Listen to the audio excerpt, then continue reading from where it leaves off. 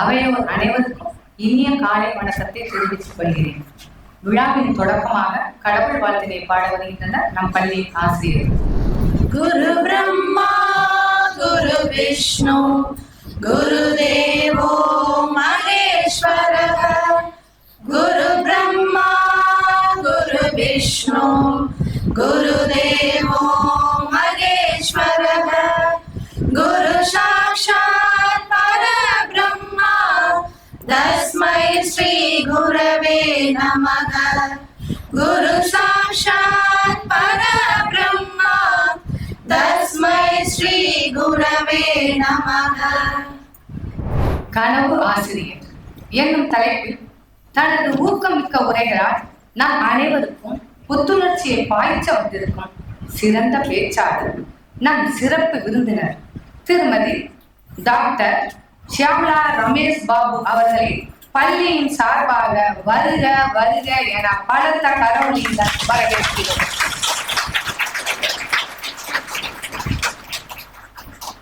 அடுத்ததாக பள்ளியினுடன் நமது சிறப்பு விருந்தினருடன் வந்திருக்கும் சிறப்பு விருந்தினர் அவர்களையும் வரவேற்கிறோம். அவர்களுடைய கணவர் அவர்களையும் வரவேற்கிறோம். பள்ளியில் நடைபெறும் அனைத்து விழாக்களிலும் ஆர்வமுடன் தவறாது கலந்து கொண்டு விழாக்களை சிறப்பிக்கும் நம் வைரம்ஸ் பள்ளியின் தாளாளர் திருமதி தேனா சுப்பிரமணியன் அவர்களை வருக வருக என வரவேற்கிறோம். அடுத்ததாக பேச்சு மட்டுமல்ல, மூச்சு கூட நம் வைரம்ஸ் பள்ளி பற்றிய சிந்தனையாகவே வெளிப்படும். எந்நேரமும் நம் பள்ளியை பற்றிய சிந்தனை செய்து கொண்டிருக்கும் நம் பள்ளியின் கல்வி ஒருங்கிணைப்பாளர் திருமதி அஸ்வினி நாச்சம்மை அவர்களையும் வருக வருக என வரவேற்கிறேன். ஒவ்வொரு நாளும் சிறந்த கருத்துக்களை செவிக்கு இனிமையாக வழங்கி சிறப்பாக செயலாற்றி வரும் பள்ளியின் முதல்வர் டாக்டர் திரு S.A. சிராஜுதீன் அவர்களையும் துணை முதல்வர் திரு சுப்பிரமணியன் அவர்களையும் மற்றும் ஒருங்கிணைப்பாளர்களையும் வருக வருக என வரவேற்கிறேன். மேலும் புத்தகங்களை வேதங்களாகவும் வகுப்பறையை கருவறையாகவும் பள்ளியை கோவிலாகவும் கருதி வாழும் என் சக ஆசிரியர் நண்பர்களையும் வருக வருக என வரவேற்கிறேன்.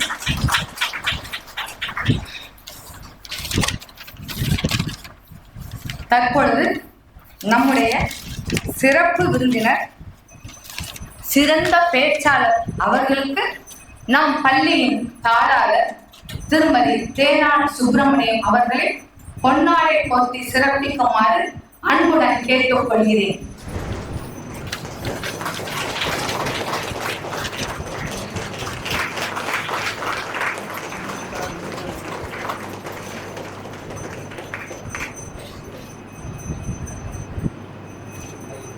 அடுத்ததாக நம் சிறப்பு விருந்தினருக்கு நினைவு பரிசினை வழங்குவதற்கு நமது பள்ளியின் கல்வி ஒருங்கிணைப்பாளர் திருமதி அஸ்வினி ஆச்சமை அவர்களை அன்புடன் கேட்டுக்கொள்கிறேன். வரவேற்புரை வழங்குமாறு நம் பள்ளியின் முதல்வர் அவர்களை அன்புடன் கேட்டுக்கொள்கிறேன். Wonderful morning to all.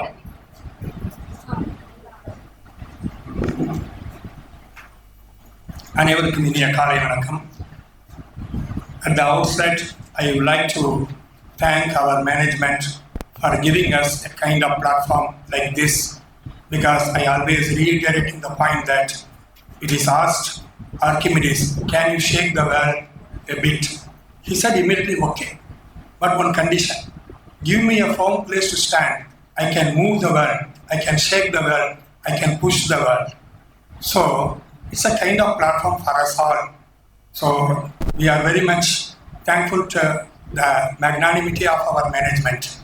And really, I would like to welcome our President ma'am and also very much beloved, our Aswini Nachime ma'am, and the very important, eminent person, very much resourceful person of this session, Dr.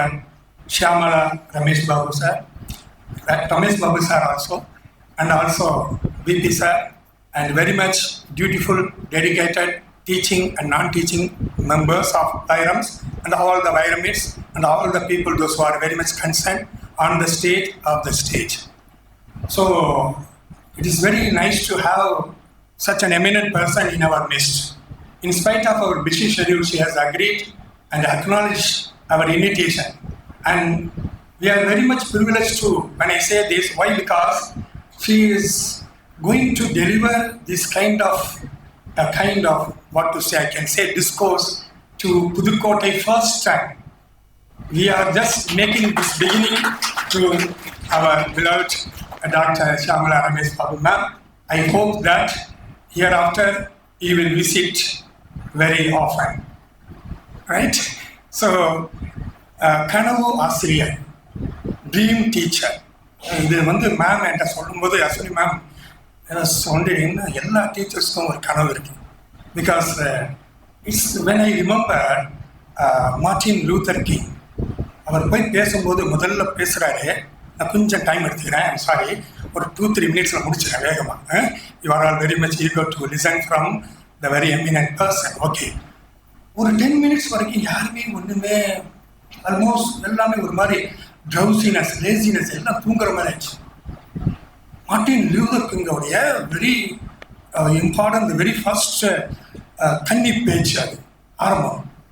10 மினிட்ஸ்க்கு அப்புறம் in between ஒரு lady எந்திரிச்சு, wait what you are coming to say, tell us clearly அப்படின்னாங்க.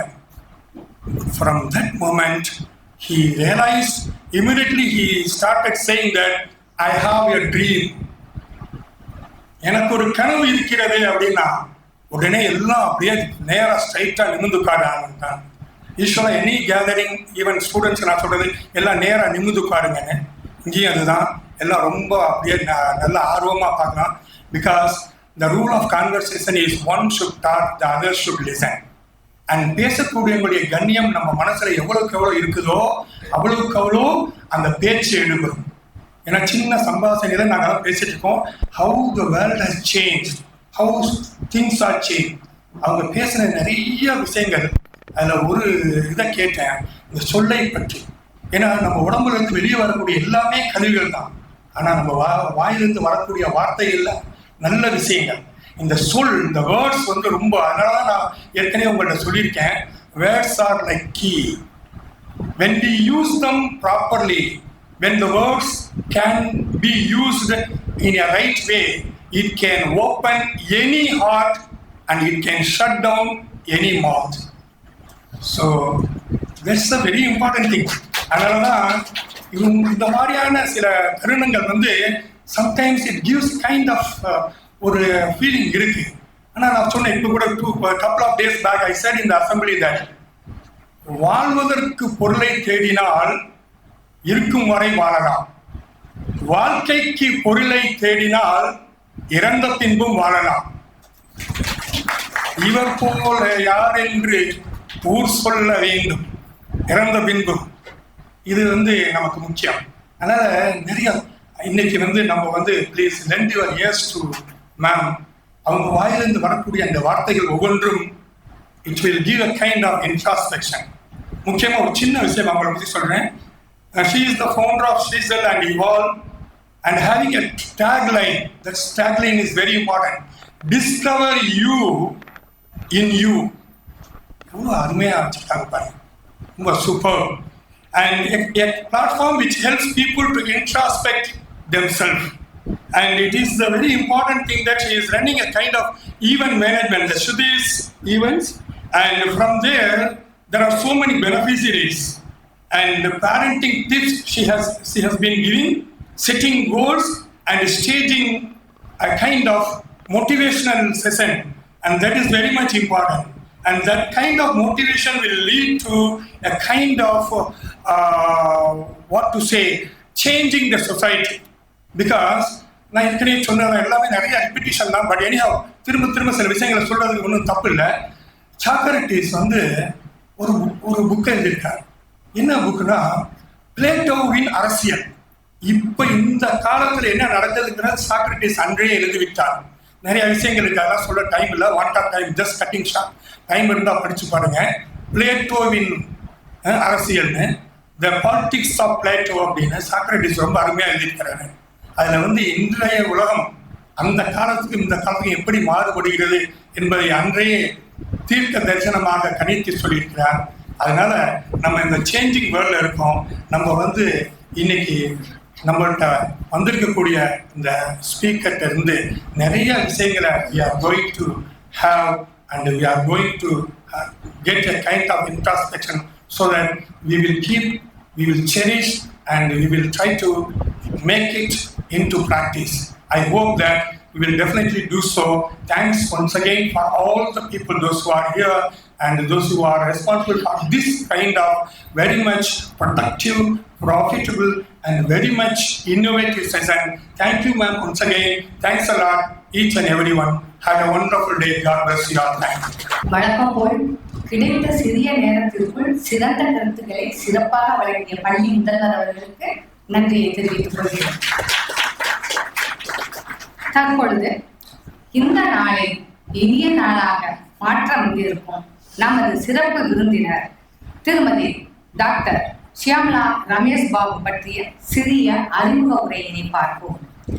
இவர் MSc, BEd, டிசிஹெச்ஆர் பட்டங்களை பெற்றவர். மிகச்சிறந்த பேச்சாளர், எழுத்தாளர், கல்வி வழிகாட்டும் நெறியாளர், உளவியல் ரீதியாக பலருக்கும் சிறப்பாக பயிற்சி அளிக்கக்கூடியவர் மற்றும் பன்முகத்தன்மை கொண்டவர். கல்வித்துறையிலும் சமூக துறையிலும் தொலைக்காட்சி பட்டிமன்றங்கள் மூலமாகவும் ஆயிரக்கணக்கானவர்களின் மனங்களில் ஊக்கத்தையும் உற்சாகத்தையும் விதைத்து வருபவர். ஆக்ஸ்போர்ட் பல்கலைக்கழக பதிப்பகத்திற்காக 1 முதல் 5ஆம் வகுப்பு வரை உள்ள மாணவர்களுக்கு ஆடிப்பாடி தமிழ்படி என்று இவர் எழுதிய பாடநூல்கள் இவருக்கு மட்டுமல்ல, தமிழர்களாகிய நம் அனைவருக்கும் பெருமை தரும் செயலாக உள்ளது. நன்றி. தமிழர்களுக்கு பெருமை தேடித்தந்த தங்களுக்கு பள்ளியின் சார்பாக நன்றியை தெரிவித்துக் கொள்கிறேன்.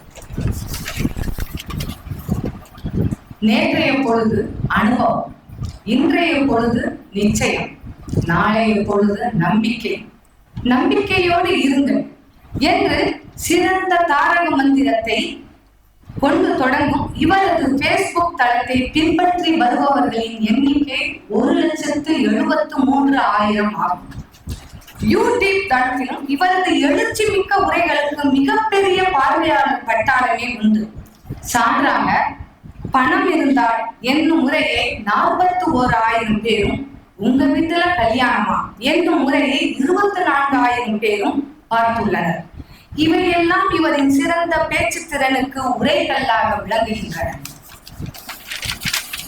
சிஷல் எவார்டு என்ற தளத்தின் மூலம் உன்னிற்கும் உன்னை அறிந்துவோம் என்ற மிக அழகிய சிந்தனை கருத்தை முன்வைத்து மாணவர்கள்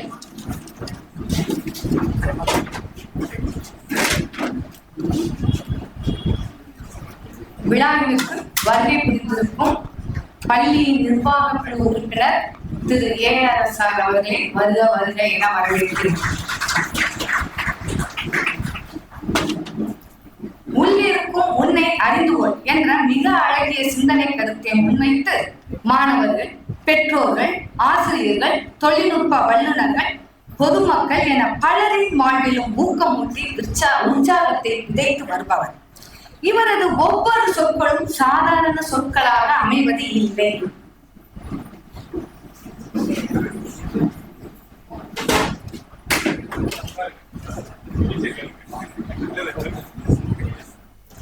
விழாவிற்கு வருகை புரிந்திருக்கும் பள்ளியின் நிர்வாக குழு உறுப்பினர் திரு சீனிவாசன் அவர்களை வருக வருக என வரவேற்கிறோம்.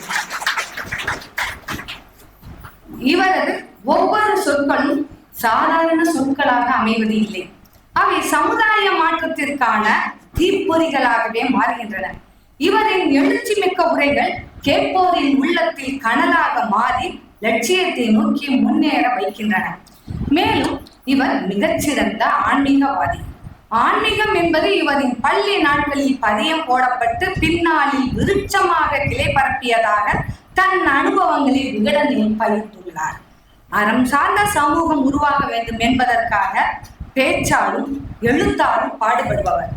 மனச்சோர்வையும் சோம்பேறித்தனத்தையும் தகர்க்கும் விதமாகவும் மனிதனுக்குள் புதைந்து கிடக்கும் பேராற்றலை வெளிக்கொணரும் விதமாகவும் இவருடைய உத்வேக வார்த்தைகள் வெளிப்படுகின்றன. நம் அனைவர் வாழ்விலும் நமது வாழ்க்கையை செதுக்கிய அல்லது திருப்பத்தை ஏற்படுத்திய ஆசிரியர் ஒருவர் கண்டிப்பாக இருந்திருப்பார். அவர் நமக்கு கல்வியோடு வாழ்வையும் கற்றுத்தந்தவராக இருந்திருப்பார். அத்தகைய ஆசிரியரை நாம் நம்முடைய கனவு ஆசிரியர் என்று கூறலாம். நம் கனவுகளுக்கு கை கொடுத்து வாழ்வில் உயர்த்திய ஆசிரியர்களையும் கனவு ஆசிரியர் என கூறலாம். இத்தகைய சிறப்பு வாய்ந்த கனவு ஆசிரியர் என்னும் தலைப்பில் உரையாற்ற வந்துள்ளார் நமது சிறப்பு விருந்தினர் திருமதி டாக்டர் ஷியாமளா ரமேஷ் பாபு அவர்கள். திருமதி டாக்டர் ஷியாமளா ரமேஷ் பாபு அவர்களே தங்களின் எழுச்சி மிக்க சிந்தனை கருத்துக்களை செவிக்கு உணவாக நெஞ்சு கடனாக கொள்ள நாங்கள் அனைவரும் மிகுந்த ஆர்வமுடன் உள்ளோம். வாருங்கள், வந்து உங்கள் சிந்தனை விருந்தை எங்களுக்கு பரிமாறுங்கள்.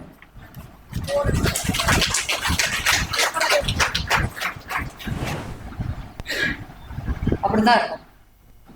கொஞ்ச நேரம் இப்படி பார்த்துட்டு தான் ஆரம்பிக்கணும் வணக்கம் சொல்றதுக்கு முன்னாடி. நின்று பேசியே பழக்கப்பட்டவங்க எல்லாம் இன்னைக்கு உட்கார்ந்துருக்கீங்கல்ல, பேச்சை கேட்கறது. ஒருத்தர் தொடர்ந்து பேசும்பொழுது அது கேட்பது எவ்வளவு சவாலான விஷயம்ன்றது இப்பதான் புரியும் உங்களுக்கு. எத்தனை நாள் நம்ம தானே பேசினோம், இன்னைக்கு அது ரோல் ரிவர்ஸ். மேடையில் இருக்கக்கூடிய மரியாதைக்குரிய அத்துணை நபர்களும், இந்த வைரம் மெட்ரிகுலேஷன் பள்ளிக்கூடத்தை சார்ந்த முதுகெலும்புகள் அத்துணை பேருக்கும், அந்த முதுகெலும்புக்கெல்லாம் முதுகெலும்பா இருக்கிற உங்களுக்கும் என்னுடைய வணக்கத்தை தெரிவித்துக் கொள்கிறேன். என்னதான் நம்ம டீச்சர்னாலும் யாராவது பாராட்டும் போது சந்தோஷமா தான் இருக்கு. அது ஒரு ஆசை தான். நம்ம எல்லாரும் 5 மணிக்கு மணி அடிச்சதுக்கு அப்புறமா நம்ம எல்லாருமே மனிதர்கள் தானே.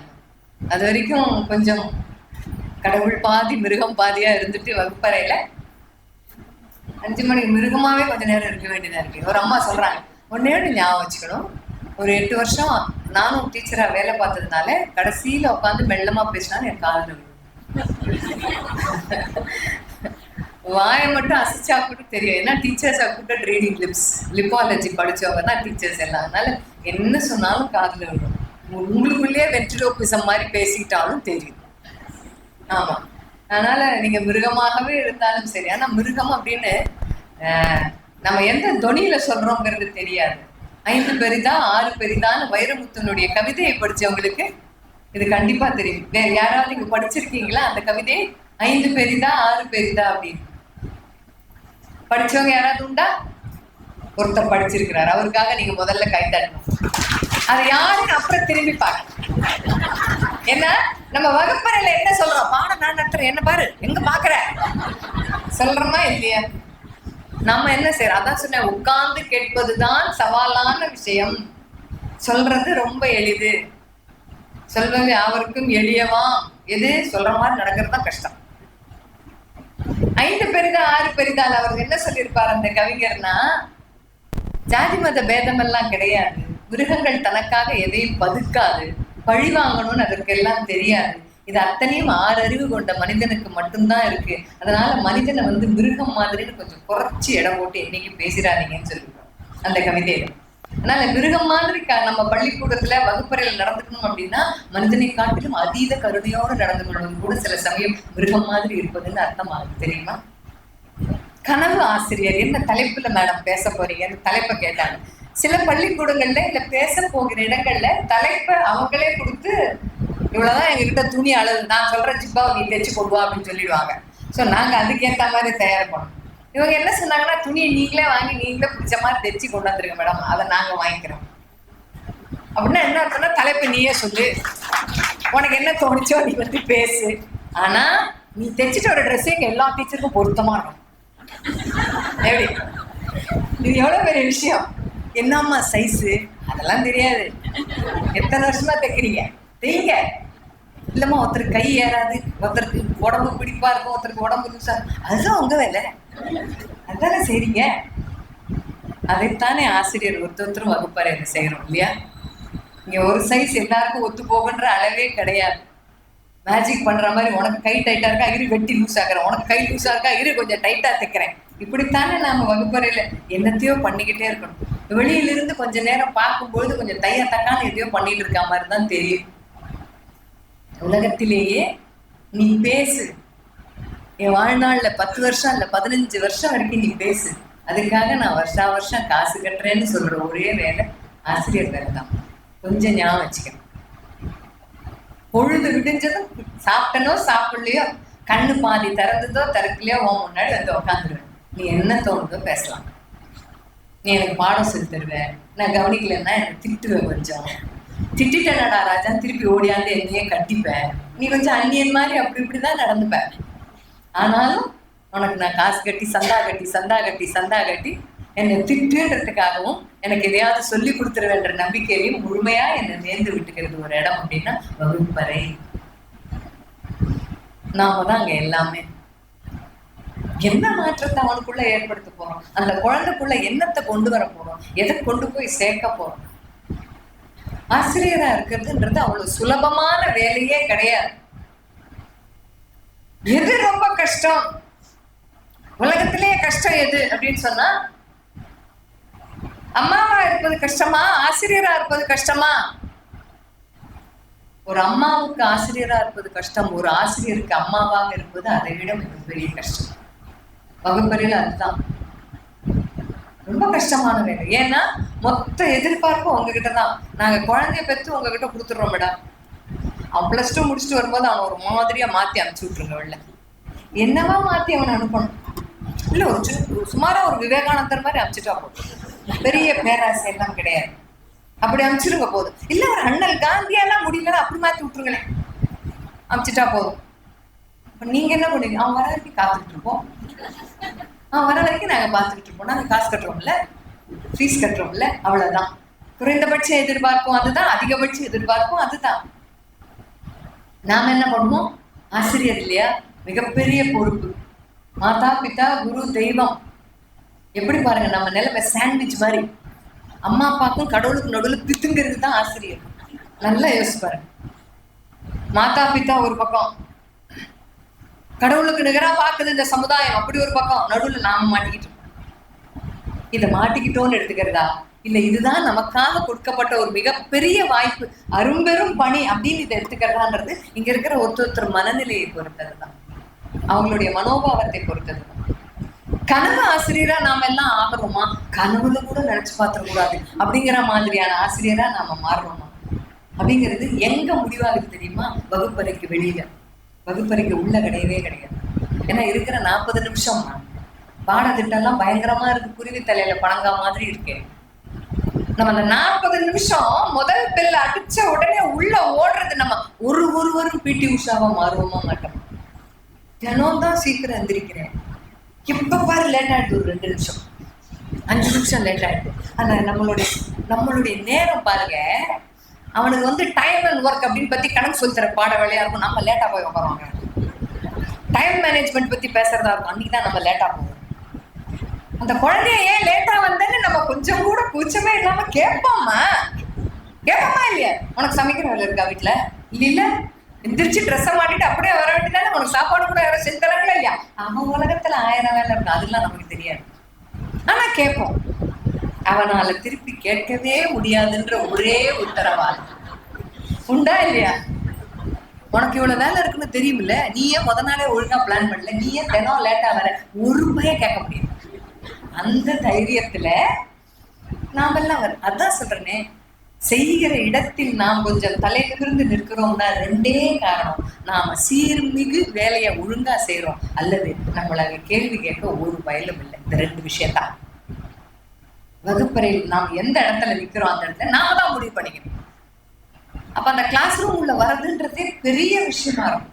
ஒரு நாள் டைம் டேபிளை திறந்து பார்க்கும்போது பார்த்தா இன்னைக்கு ஃப்ரீ பீரியடே இல்லையங்கும் போது தான் நமக்கு முதல்ல பிபி ஏறுற மாதிரி இருக்கும். இல்லையா? யாரு டைம் டேபிள் போடுறது வருஷம்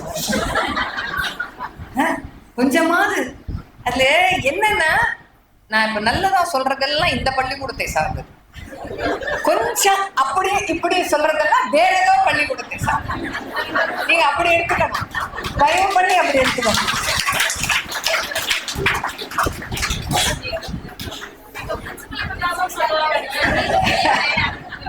இல்லம்மா, இதுல இருக்கிற எல்லாருமே அப்படித்தான் சொல்லுவாங்க. அப்பதான் நீங்க கவனிக்க முடியும், கேட்க முடியும். ஒரு திரைப்படம் பாக்குறீங்க, அந்த படத்துல பாட்டுல ஆடுற ஹீரோயினா உங்களை கற்பனை செய்யும் போது தானே பாட்டை ரசிக்க முடியும். அதே ஃபார்முலா தான் இங்கேயும். இப்ப நான் டைம் டேபிள் யார் போட்டது? நம்ம எல்லா ஸ்கூல்லயுமே பாத்தீங்கன்னா, அது நான் வேலை பார்த்த ஸ்கூல்ல எல்லாம் இருந்தாங்க, அவங்க திருமணம் ஆகாத யாரோ ஒரு ஆசிரியர் தான் டைம் டேபிள் போடுவாங்க. ஏன்னா அவங்களுக்கு மற்ற பொறுப்புகள், வீட்டுல ஒரு கணவனோ ஒரு குழந்தையோ அல்லது மனைவியோ பிள்ளைகளோ யாரும் அவ்வளவு பொறுப்பு கிடையாது. பள்ளியே வாழ்க்கை, மூச்சு விடுறதும் மூச்சு நிக்கிறதும் பள்ளிக்கூடத்துலான்றவங்க டைம் டேபிள் போட்டாங்கன்னா நமக்கு அது என்ன பயங்கரமா இருக்கும். அப்ப ஒரு நாளை துவக்கும் போதே அந்த டைம் டேபிளை பாக்குறோம், ஒரு ஃப்ரீ பீரியட் கூடவா இல்ல ஒரு மாதிரி, அல்லது ஒரு ஃப்ரீ பீரியட் இருக்கு எங்கேயோ ஒண்ணு கிடக்கு, அந்த மலை மேல உச்சியில அந்த ராட்சசனுடைய உயிர் ஒளிஞ்சிட்டு இருக்குங்கிற மாதிரி எங்கேயோ ஒரு பீரியட் இருக்குடா அப்பான்ற ஒரு நிம்மதி. ஏன் அதை தேடுறோம் தெரியுமா? அப்பதான் பிரேக்ஃபாஸ்ட் சாப்பிடும்.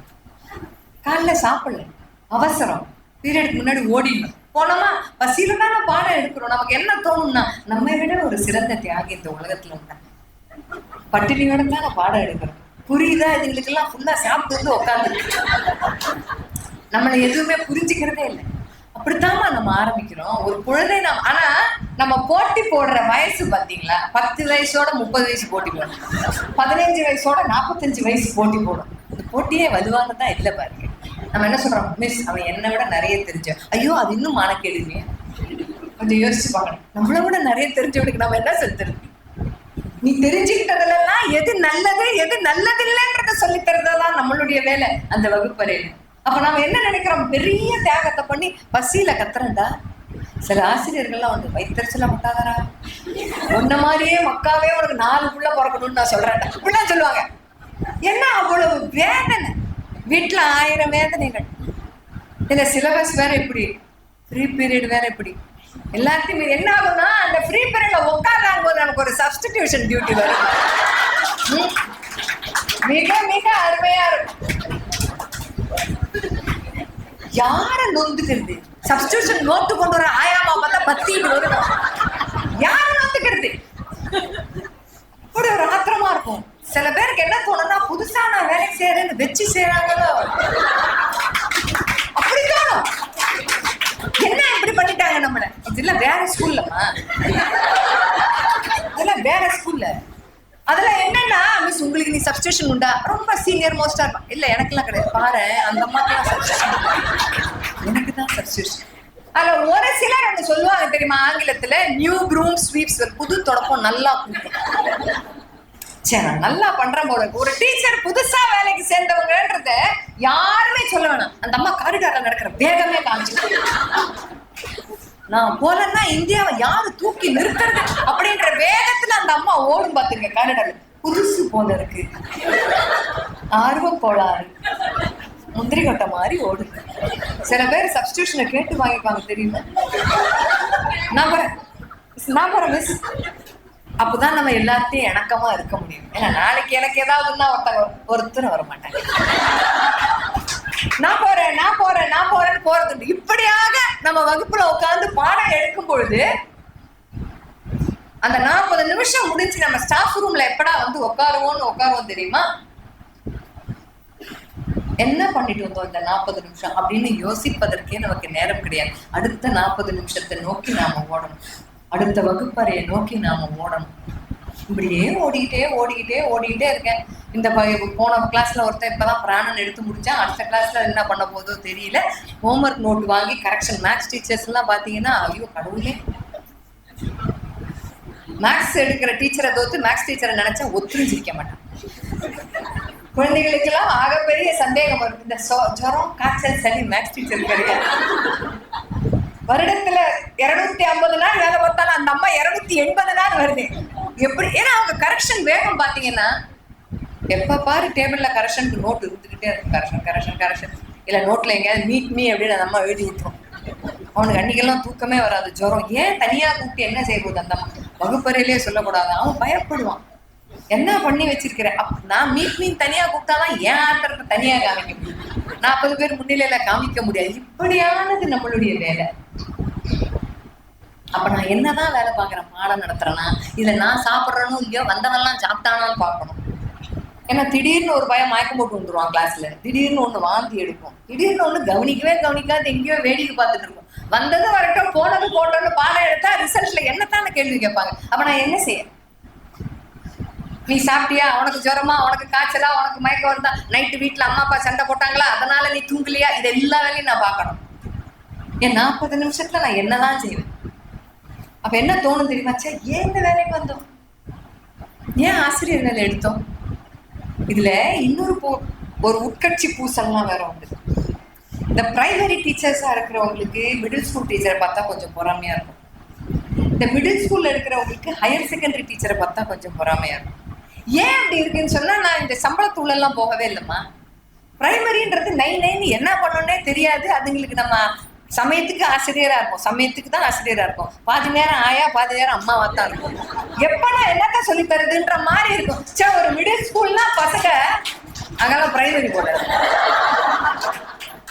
ஒரு மிடில் ஸ்கூல்லன்னா ஓரளவு புரிஞ்சுக்கிற பசங்க, சொன்னா கேட்டுக்க கூடிய பசங்க, அதுங்களுக்கு டீச்சரா போயிட்டா நல்லா இருக்கும். அடுத்த வருஷம் எப்படி எனக்கு பிரைமரியிலேருந்து மிடில் ஸ்கூலாவது ஒரு ப்ரமோஷன் கிடைச்சிடும் அப்படின்ற நினைப்பு தான் நிறைய மேலோங்கி இருக்கும். பிரைமரி டீச்சர்ஸ் பார்த்தீங்க, மிடில் ஸ்கூலுக்கு சொல்ல தெரியாத வேதனை. இந்த 2 கட்டானுங்களுக்கெல்லாம் பாடம் எடுக்கிறாங்க. ஒரு டீன் அப்படின்னு சொல்லுவோம் இல்லையா, ஒரு 13 வயசு 15 வயசு பசங்களுக்கெல்லாம் பாடம் எடுக்கிறது. ஐயோ கடவுளே, இவனுக்கு பாடத்தை தாண்டி கண்டதும் புத்திக்குள்ள வர வயசுல நான் என்ன சொல்லி தர முடியும் இவனுக்கு? நான் சர்க்கியூட் டயக்ராம் போட்டு அவன் கனெக்ஷன் வேற எங்கேயோ வச்சிருக்கான். அவனை நான் எப்படி பிடிக்கிறது? பரவாயில்ல, இந்த 18-16 வயசு +2 பசங்கனால ஓரளவு வளர்ந்ததுங்க. ஹைஸ்கூல் டீச்சர், ஹையர் செகண்டரி ஆயிருக்கலாம். நீங்க ஹையர் செகண்டரி டீச்சர் வந்து கேட்டு பாருங்க, இவன் எப்ப என்ன கொல்லுவான்னே தெரியும். இவன் முறைக்கிறதே ஒரு விதமா இருக்கு. நல்லா பாருங்களேன், நான் வேற பள்ளிக்கூடத்துல சொல்றேன். +2 படிக்கிற பசங்க ஒரு மாதிரி குரல் எல்லாம் உடைச்சு கொஞ்சம் மீசையும் தாடியும் வளர்ந்து வளராததுமா. ஆச்சானுபாபு அங்க இருக்கிற ஆசிரியர்கள் எல்லாருக்குமே அண்ணன் மாதிரி இருக்கும். ஆமா, ஏய் கொஞ்சம்டா மரியாதை குடுறா அப்படின்னு சார் கேட்கற மாதிரி இருப்பான். கிளாஸ் நாம எடுக்கும், என்னடா இப்ப கேட்கறதே கொஞ்சம் பார்த்துதான் கேட்கணும். நம்ம காலத்தோட போச்சு அந்த என்னடாலாம். என்னப்பா உனக்கு புரியுதா? நீங்க பாட்டுக்கு போங்க. எங்க போகணும் நீங்க பாட்டுக்கு? நான் டியூஷன்ல பாத்துக்கு நீங்க போங்க. பேசுவாங்க, நான் ஃபெயில்லாம் ஆக மாட்டேன் மிஸ், உங்களுக்கு ஒண்ணு பங்க வராம நான் பாத்துக்கிறேன். பேசலாம். அந்த ஹையர் செகண்டரி எடுக்கிற டீச்சரை கேட்டீங்கன்னா அது அவ்வளவு கஷ்டம். அப்ப யாருதான் இப்ப பிரைமரிக்கு யார் எடுக்கிறது, மிடில் ஸ்கூலுக்கு யார் எடுக்கிறது, ஹை ஸ்கூலுக்கு ஹையர் செகண்டரிக்கெல்லாம் யார் எடுக்கிறது தெரியல. ஆனாலும் நாம இந்த உலகத்துல இருக்கிற வரைக்கும் பள்ளிக்கூடங்கள் இருந்து கொண்டுதான் இருக்கும். பள்ளிக்கூடங்கள் இருக்கிற வரைக்கும் படிக்கிற பசங்க வந்துட்டு தான் இருப்பாங்க. அவங்களுக்கு சொல்லிக் கொடுக்க உங்களை மாதிரி ஆசிரியர்கள் இருந்துகிட்டே தான் இருக்கணும். அப்ப என்ன அர்த்தம்னா, உலகம் முழுக்க காதுல விழாத புலம்பல்களோடு தான் ஆசிரியர்கள் வகுப்பறைக்குள்ள போறதும் வரதுமா இருக்காங்க. சரி, இதுல என்ன கனவு ஆசிரியர்? இவ்வளோ அல்லோலப்படுறமே, ஆசிரியர்களின் அவதிகள்னு பேச வந்தாத்த ஏன் கனவு ஆசிரியர்? அதையும் தாண்டி ஒரு குழந்தை வளர்ந்து சமுதாயத்துல ஏதோ ஒரு சூழ்நிலையில முடிவெடுக்க முடியாம தடுமாறும் பொழுது இதானே எங்க மிஸ் அப்ப சொல்லி கொடுத்தாங்க, அந்த மாதிரிதான் இனிமே நானும் நடந்துக்கணும் அப்படின்னு சரியான முடிவை எடுக்கும் பொழுது ஒரு குழந்தை உங்களை நினைச்சுக்கிச்சுன்னு வச்சுக்கோங்களேன், தப்பி தவறி அந்த குழந்தைக்கு நீங்கள் தான் கனவாசிரியர். நீங்க தான் கனவாசிரியர் அந்த குழந்தைக்கு, வேற யாரும் கிடையாது. தப்பான ஒரு முடிவை எடுத்துடலாமான்னு அவசரப்படும் போது அந்த மிஸ்கிட்ட போய் பேசலாம், கொஞ்சம் ஏதாவது அரவணைப்பா சொல்லுவாங்கல்ல, ஏண்டா கண்ணா இப்படின்னு கேட்பாங்கல்ல. எல்லாரும் திட்டும் போது அந்த ஒரு மிஸ் தானே திட்டாம இருந்தா, அந்த ஒரு சார் தானே திட்டாம இருந்தாரு.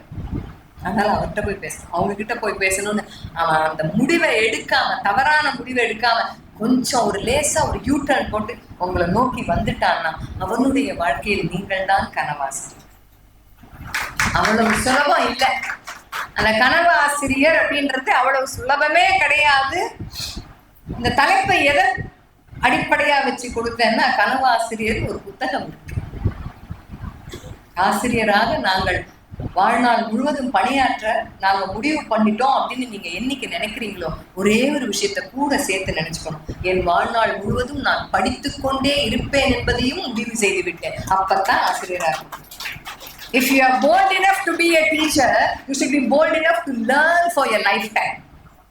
நம்ம வாத்தியார் சொல்லி கொடுத்த அதே விஷயத்த கொண்டு வந்து இங்க வித்தா சரக்கு ஓடாது. தேக்க நிலை, புதுசா படிக்கணும், அல்லது படிச்ச விஷயத்தை புதுசா கொண்டு போய் சேர்க்கணும். அவனுக்கு பிடிச்ச மாதிரிதான் சேர்க்கணும். சொல்லுவாங்கல்ல, ஆடுற மாட்டை ஆடிக்கிற, பாடுற மாட்டை பாடிக்கிற, அதைத்தான் நாம செய்யணும். அதை செய்வதற்கு நமக்கு அவகாசம் இருக்கா? அவகாசம் இருந்தாலும் அதுக்கு மனசு இருக்கா? அவகாசமும் மனசும் இருந்தாலும் சூழல் ஒத்து வருதா? இத்தனை விஷயம் இருக்கு. நான் மட்டும் நினைச்சா போதாது. ஆனா அவகாசம் இல்லாத போதும், நெருக்கடிகள் இருந்த போதும், சூழ்நிலை அப்படி இல்லாத போதும் கூட சமுதாயத்தில் அண்ணாந்து பார்க்கக்கூடிய எத்தனையோ ஆளுமைகளுக்கு அந்த மாதிரி கனவு ஆசிரியர்கள் எல்லாம் இருந்திருக்கிறார்கள். அந்த புஸ்தகம், கனவு ஆசிரியர்கிற புஸ்தகம் வந்து ஒரு தொகுப்பு நூல். தொகுப்பு நூல் அப்படின்னா ஒரு 10-20 ஆளுமைகள் சமுதாயத்தில் அண்ணாந்து பார்க்கக்கூடிய இலக்கிய உலகத்துல, இன்னும் பல்வேறு துறைகள்ல, எழுத்துலகத்துல அறிந்த போற்றப்படுகிற ஆளுமைகளுக்கெல்லாம் அந்த மாதிரி ஒரு டீச்சர் இருந்திருக்கிறாங்க. துளசிதாசன்கிறவர் தான் அந்த தொகுப்பு நூலை எழுதினவர், தொகுத்து அதை வழங்கியிருக்கிறாரு நூலா. ஒரு ஆளுமையும் தன்னுடைய கனவாசிரியரை பத்தி சொல்லியிருக்காங்க பாருங்க. அந்த புஸ்தகத்தை படிக்கும் போது தெரியும், இதனால் இவர் என் கனவாசிரியர் அப்படின்னு சில பேர் சொல்லியிருக்காங்க. இவர் இப்படி நடந்துக்கல, என்னுடைய கனவாசிரியர் வேற அப்படின்னு சில பேர் சொல்லியிருக்கிறாங்க. அந்த புத்தகத்தை படித்து பாருங்கள். ஏன்னா ஆசிரியராக நாம் இருக்கிறோம் அப்படின்னு சொன்னா, ஒரு சீன பழமொழி, கடந்த 15 நாட்களில் நீங்கள் ஏதேனும் புதிதாக படிக்கவில்லையே, ஆனால் உங்கள் வாயிலிருந்து வருகிற ஒரு வார்த்தையும் துர்நாற்றமுடையதாகத்தான் இருக்கும். இதுதான் சீன பழமொழி. பிரின்சிபல் சொன்னார் இல்லையா, வாயிலிருந்து வர்றது, உடம்பிலிருந்து வருகிற எல்லாமே கழிவுதான். பேசுகிற வார்த்தை கூட புதிதாக நீங்கள் ஏதும் படிக்காமல் கடந்த 15 நாள்ல வகுப்பறைக்குள் நுழைந்தீர்களே, ஆனால் உங்கள் வாயிலிருந்து வருகிற வார்த்தைகள் கூட துர்நாற்றம் அடிக்கக்கூடிய வார்த்தைகள். சீன பழமொழி ரொம்ப அழகா சொல்லுது. இப்ப என்னமா அர்த்தம் இது? படிக்க வேண்டிய வயசுல படின்னு ஒரு பையனை பார்த்து நீங்க சொல்லணும்னா, நீ படிச்சியான்னு அவன் கேட்டா நாம என்ன சொல்லுவோம்? கேட்க மாட்டான். அந்த தைரியம் தானே கனவாசிரியர். அதைத்தான் சொல்லு. ஒரு ஆளுமைக்கும் ஒரு ஆசிரியர் எப்படி அமைஞ்சிருக்காரு பாருங்க. நான் ஒரு காட்சியை சொல்றேன், அது உங்களுக்கு எல்லாம் தெரியுதான்னு சொல்லுங்க. ராட்சசி படம் பார்த்திருப்பீங்க தானே? பார்த்துருந்தா சொல்லலாம், தப்பு இல்லை. டீச்சர்ஸ் படம் பார்க்கறது தப்பு இல்லைம்மா. பார்த்திருப்பீங்க தானே? அது நம்ம சமூகத்தை பற்றியே வந்த படம் தான். சரி, ஒரு கலெக்டர் ஒருத்தர் பள்ளிக்கூடத்துக்கு ரவுண்ட்ஸ் வர. சரி, என்ன பண்ணுவார்? அனுப்பிச்சு வைப்பாங்க. சோசியல் டீச்சர் உட்காந்து பாடம் எடுப்பாங்க. அப்புறம் அடடா நல்லா இருக்கு கதை.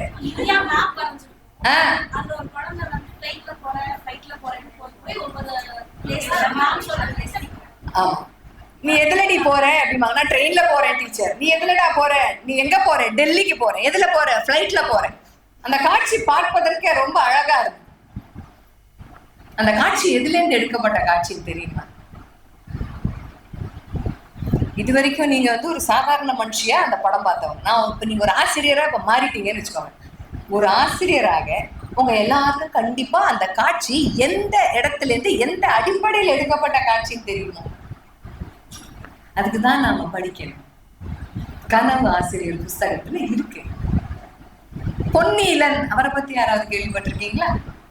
அவர் தன்னுடைய பதவி காலத்துல நிறைய பள்ளிக்கூடங்களை போய் இன்ஸ்பெக்ட் பண்ணும்போது அவர் பார்த்த ஒரு வகுப்பறையின் காட்சியை, அந்த காட்சியை புஸ்தகத்துல எழுதியிருக்கார். அதைத்தான் ராட்சசி படம் பிடித்து நமக்கு காமிச்சிருக்கு. நமக்கு ராட்சசி சொன்னாதான் பிடிக்கும். படிக்கணும்.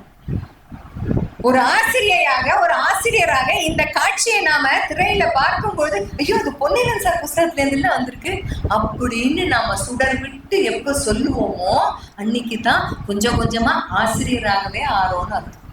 அப்ப நீங்க எல்லாம் ஆசிரியர் இல்லையான்னு கேட்டா ஆசிரியர் தான்மா. இன்னும் மோல்டு சரியா பண்ணி முடியல. பண்ணிக்கிட்டே இருக்காரு. யாரோ ஒரு காலம் என்கிற புயவன் நம்மளை ஷேப் பண்ணிக்கிட்டே இருக்கு. இன்னும் முழுமையா வரல. இது ஒரு உதாரணம் தான். படிக்கணும். எதை வேணாலும் படிக்கணும். வாங்கிப்போம். வழியில போகும்போது சுண்டல் வாங்கி திங்கிற பேப்பரை தூக்கி போடுவதற்கு முன்னால் ஏதாவது செய்தி இருக்கான்னு பார்த்து படிக்கணும். அப்படி படிச்சால்தான் முடியும். அந்த மாதிரி படிக்கணும்.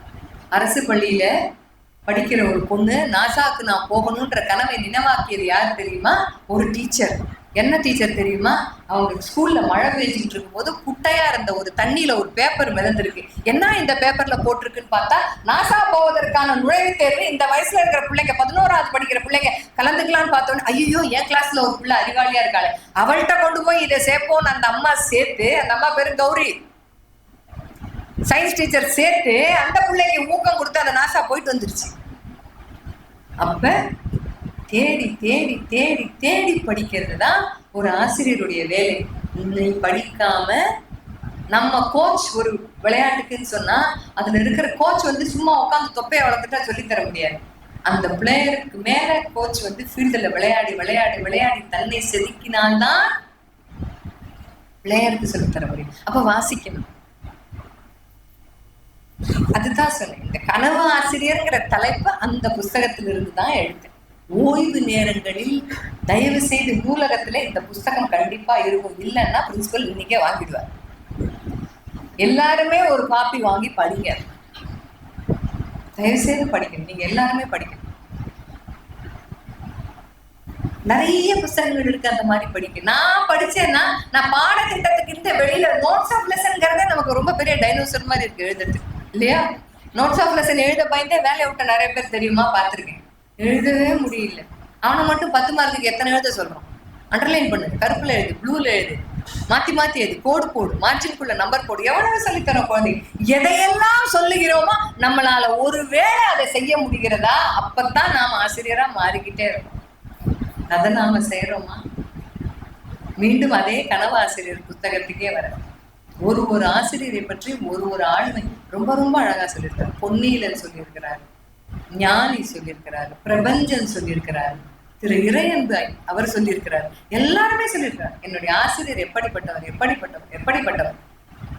அந்த பிரபஞ்சன் கிட்ட அவருடைய தமிழ் ஆசிரியர் சொல்லியிருக்காரு, நம்ம தமிழ் மிஸ் மாதிரி போல இருக்கவர். அந்த தமிழ் ஆசிரியர் என்ன சொல்லியிருக்காருன்னா, டே பாடத்தோட உனக்கு எழுத்து வேற மாதிரி நல்லா வருதுற, அங்க போ.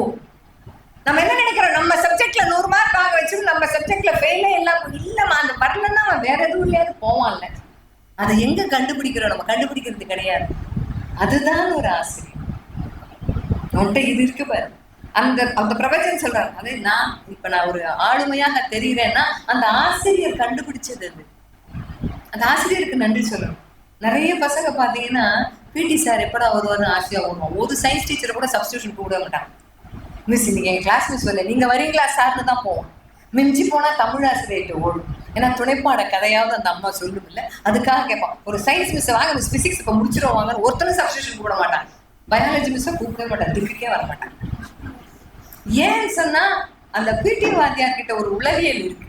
அந்த டீச்சரா இருந்தாலும் சரி, சாரா இருந்தாலும் சரி, பிசிக்கல் ட்ரைனிங் டீச்சர்ஸ் கிட்ட ஒரு உளவியல் இருக்கு தெரியுமா? உனக்கு இது வராதுன்னு யாரையும் கிரவுண்ட் விட்டு அனுப்பவே விட்டாரு. அவ்வளவு எப்படா வராது, நான் போடுறேன் வரும் பாருன்னு அவனை தேய அவனை வேலை வாங்கி அவன் டோர்னமெண்ட்ல கப்பு வாங்குற அளவுக்கு அவன் கொண்டு வந்து விடுவாரா இல்லையா? விடுவார். ஆனா நாம அந்த பிடி பீரியட் தான் கடன் கேட்போம். சார் என்ன சார் பண்ண போறான்னு நான் கணக்கே முடிக்கல சார், உங்க பிடி பீரியட் ஒண்ணு கடனா கொடுத்துருக்கேன் சார். கேட்போமா இல்லையா? நான் என்ன நினைக்கிறோம், அந்த இடத்துல ரொம்ப விஸ்வரூபமா எடுத்துட்டோம். என்னுடைய வேலை மேல நான் எவ்வளவு கவனம் செலுத்துறேன் பாரு, அந்த விளையாட்டு கூட புள்ளைய இருப்பாங்க நான் புடிச்சு வச்சுக்கிட்டு என் வேலை இல்ல.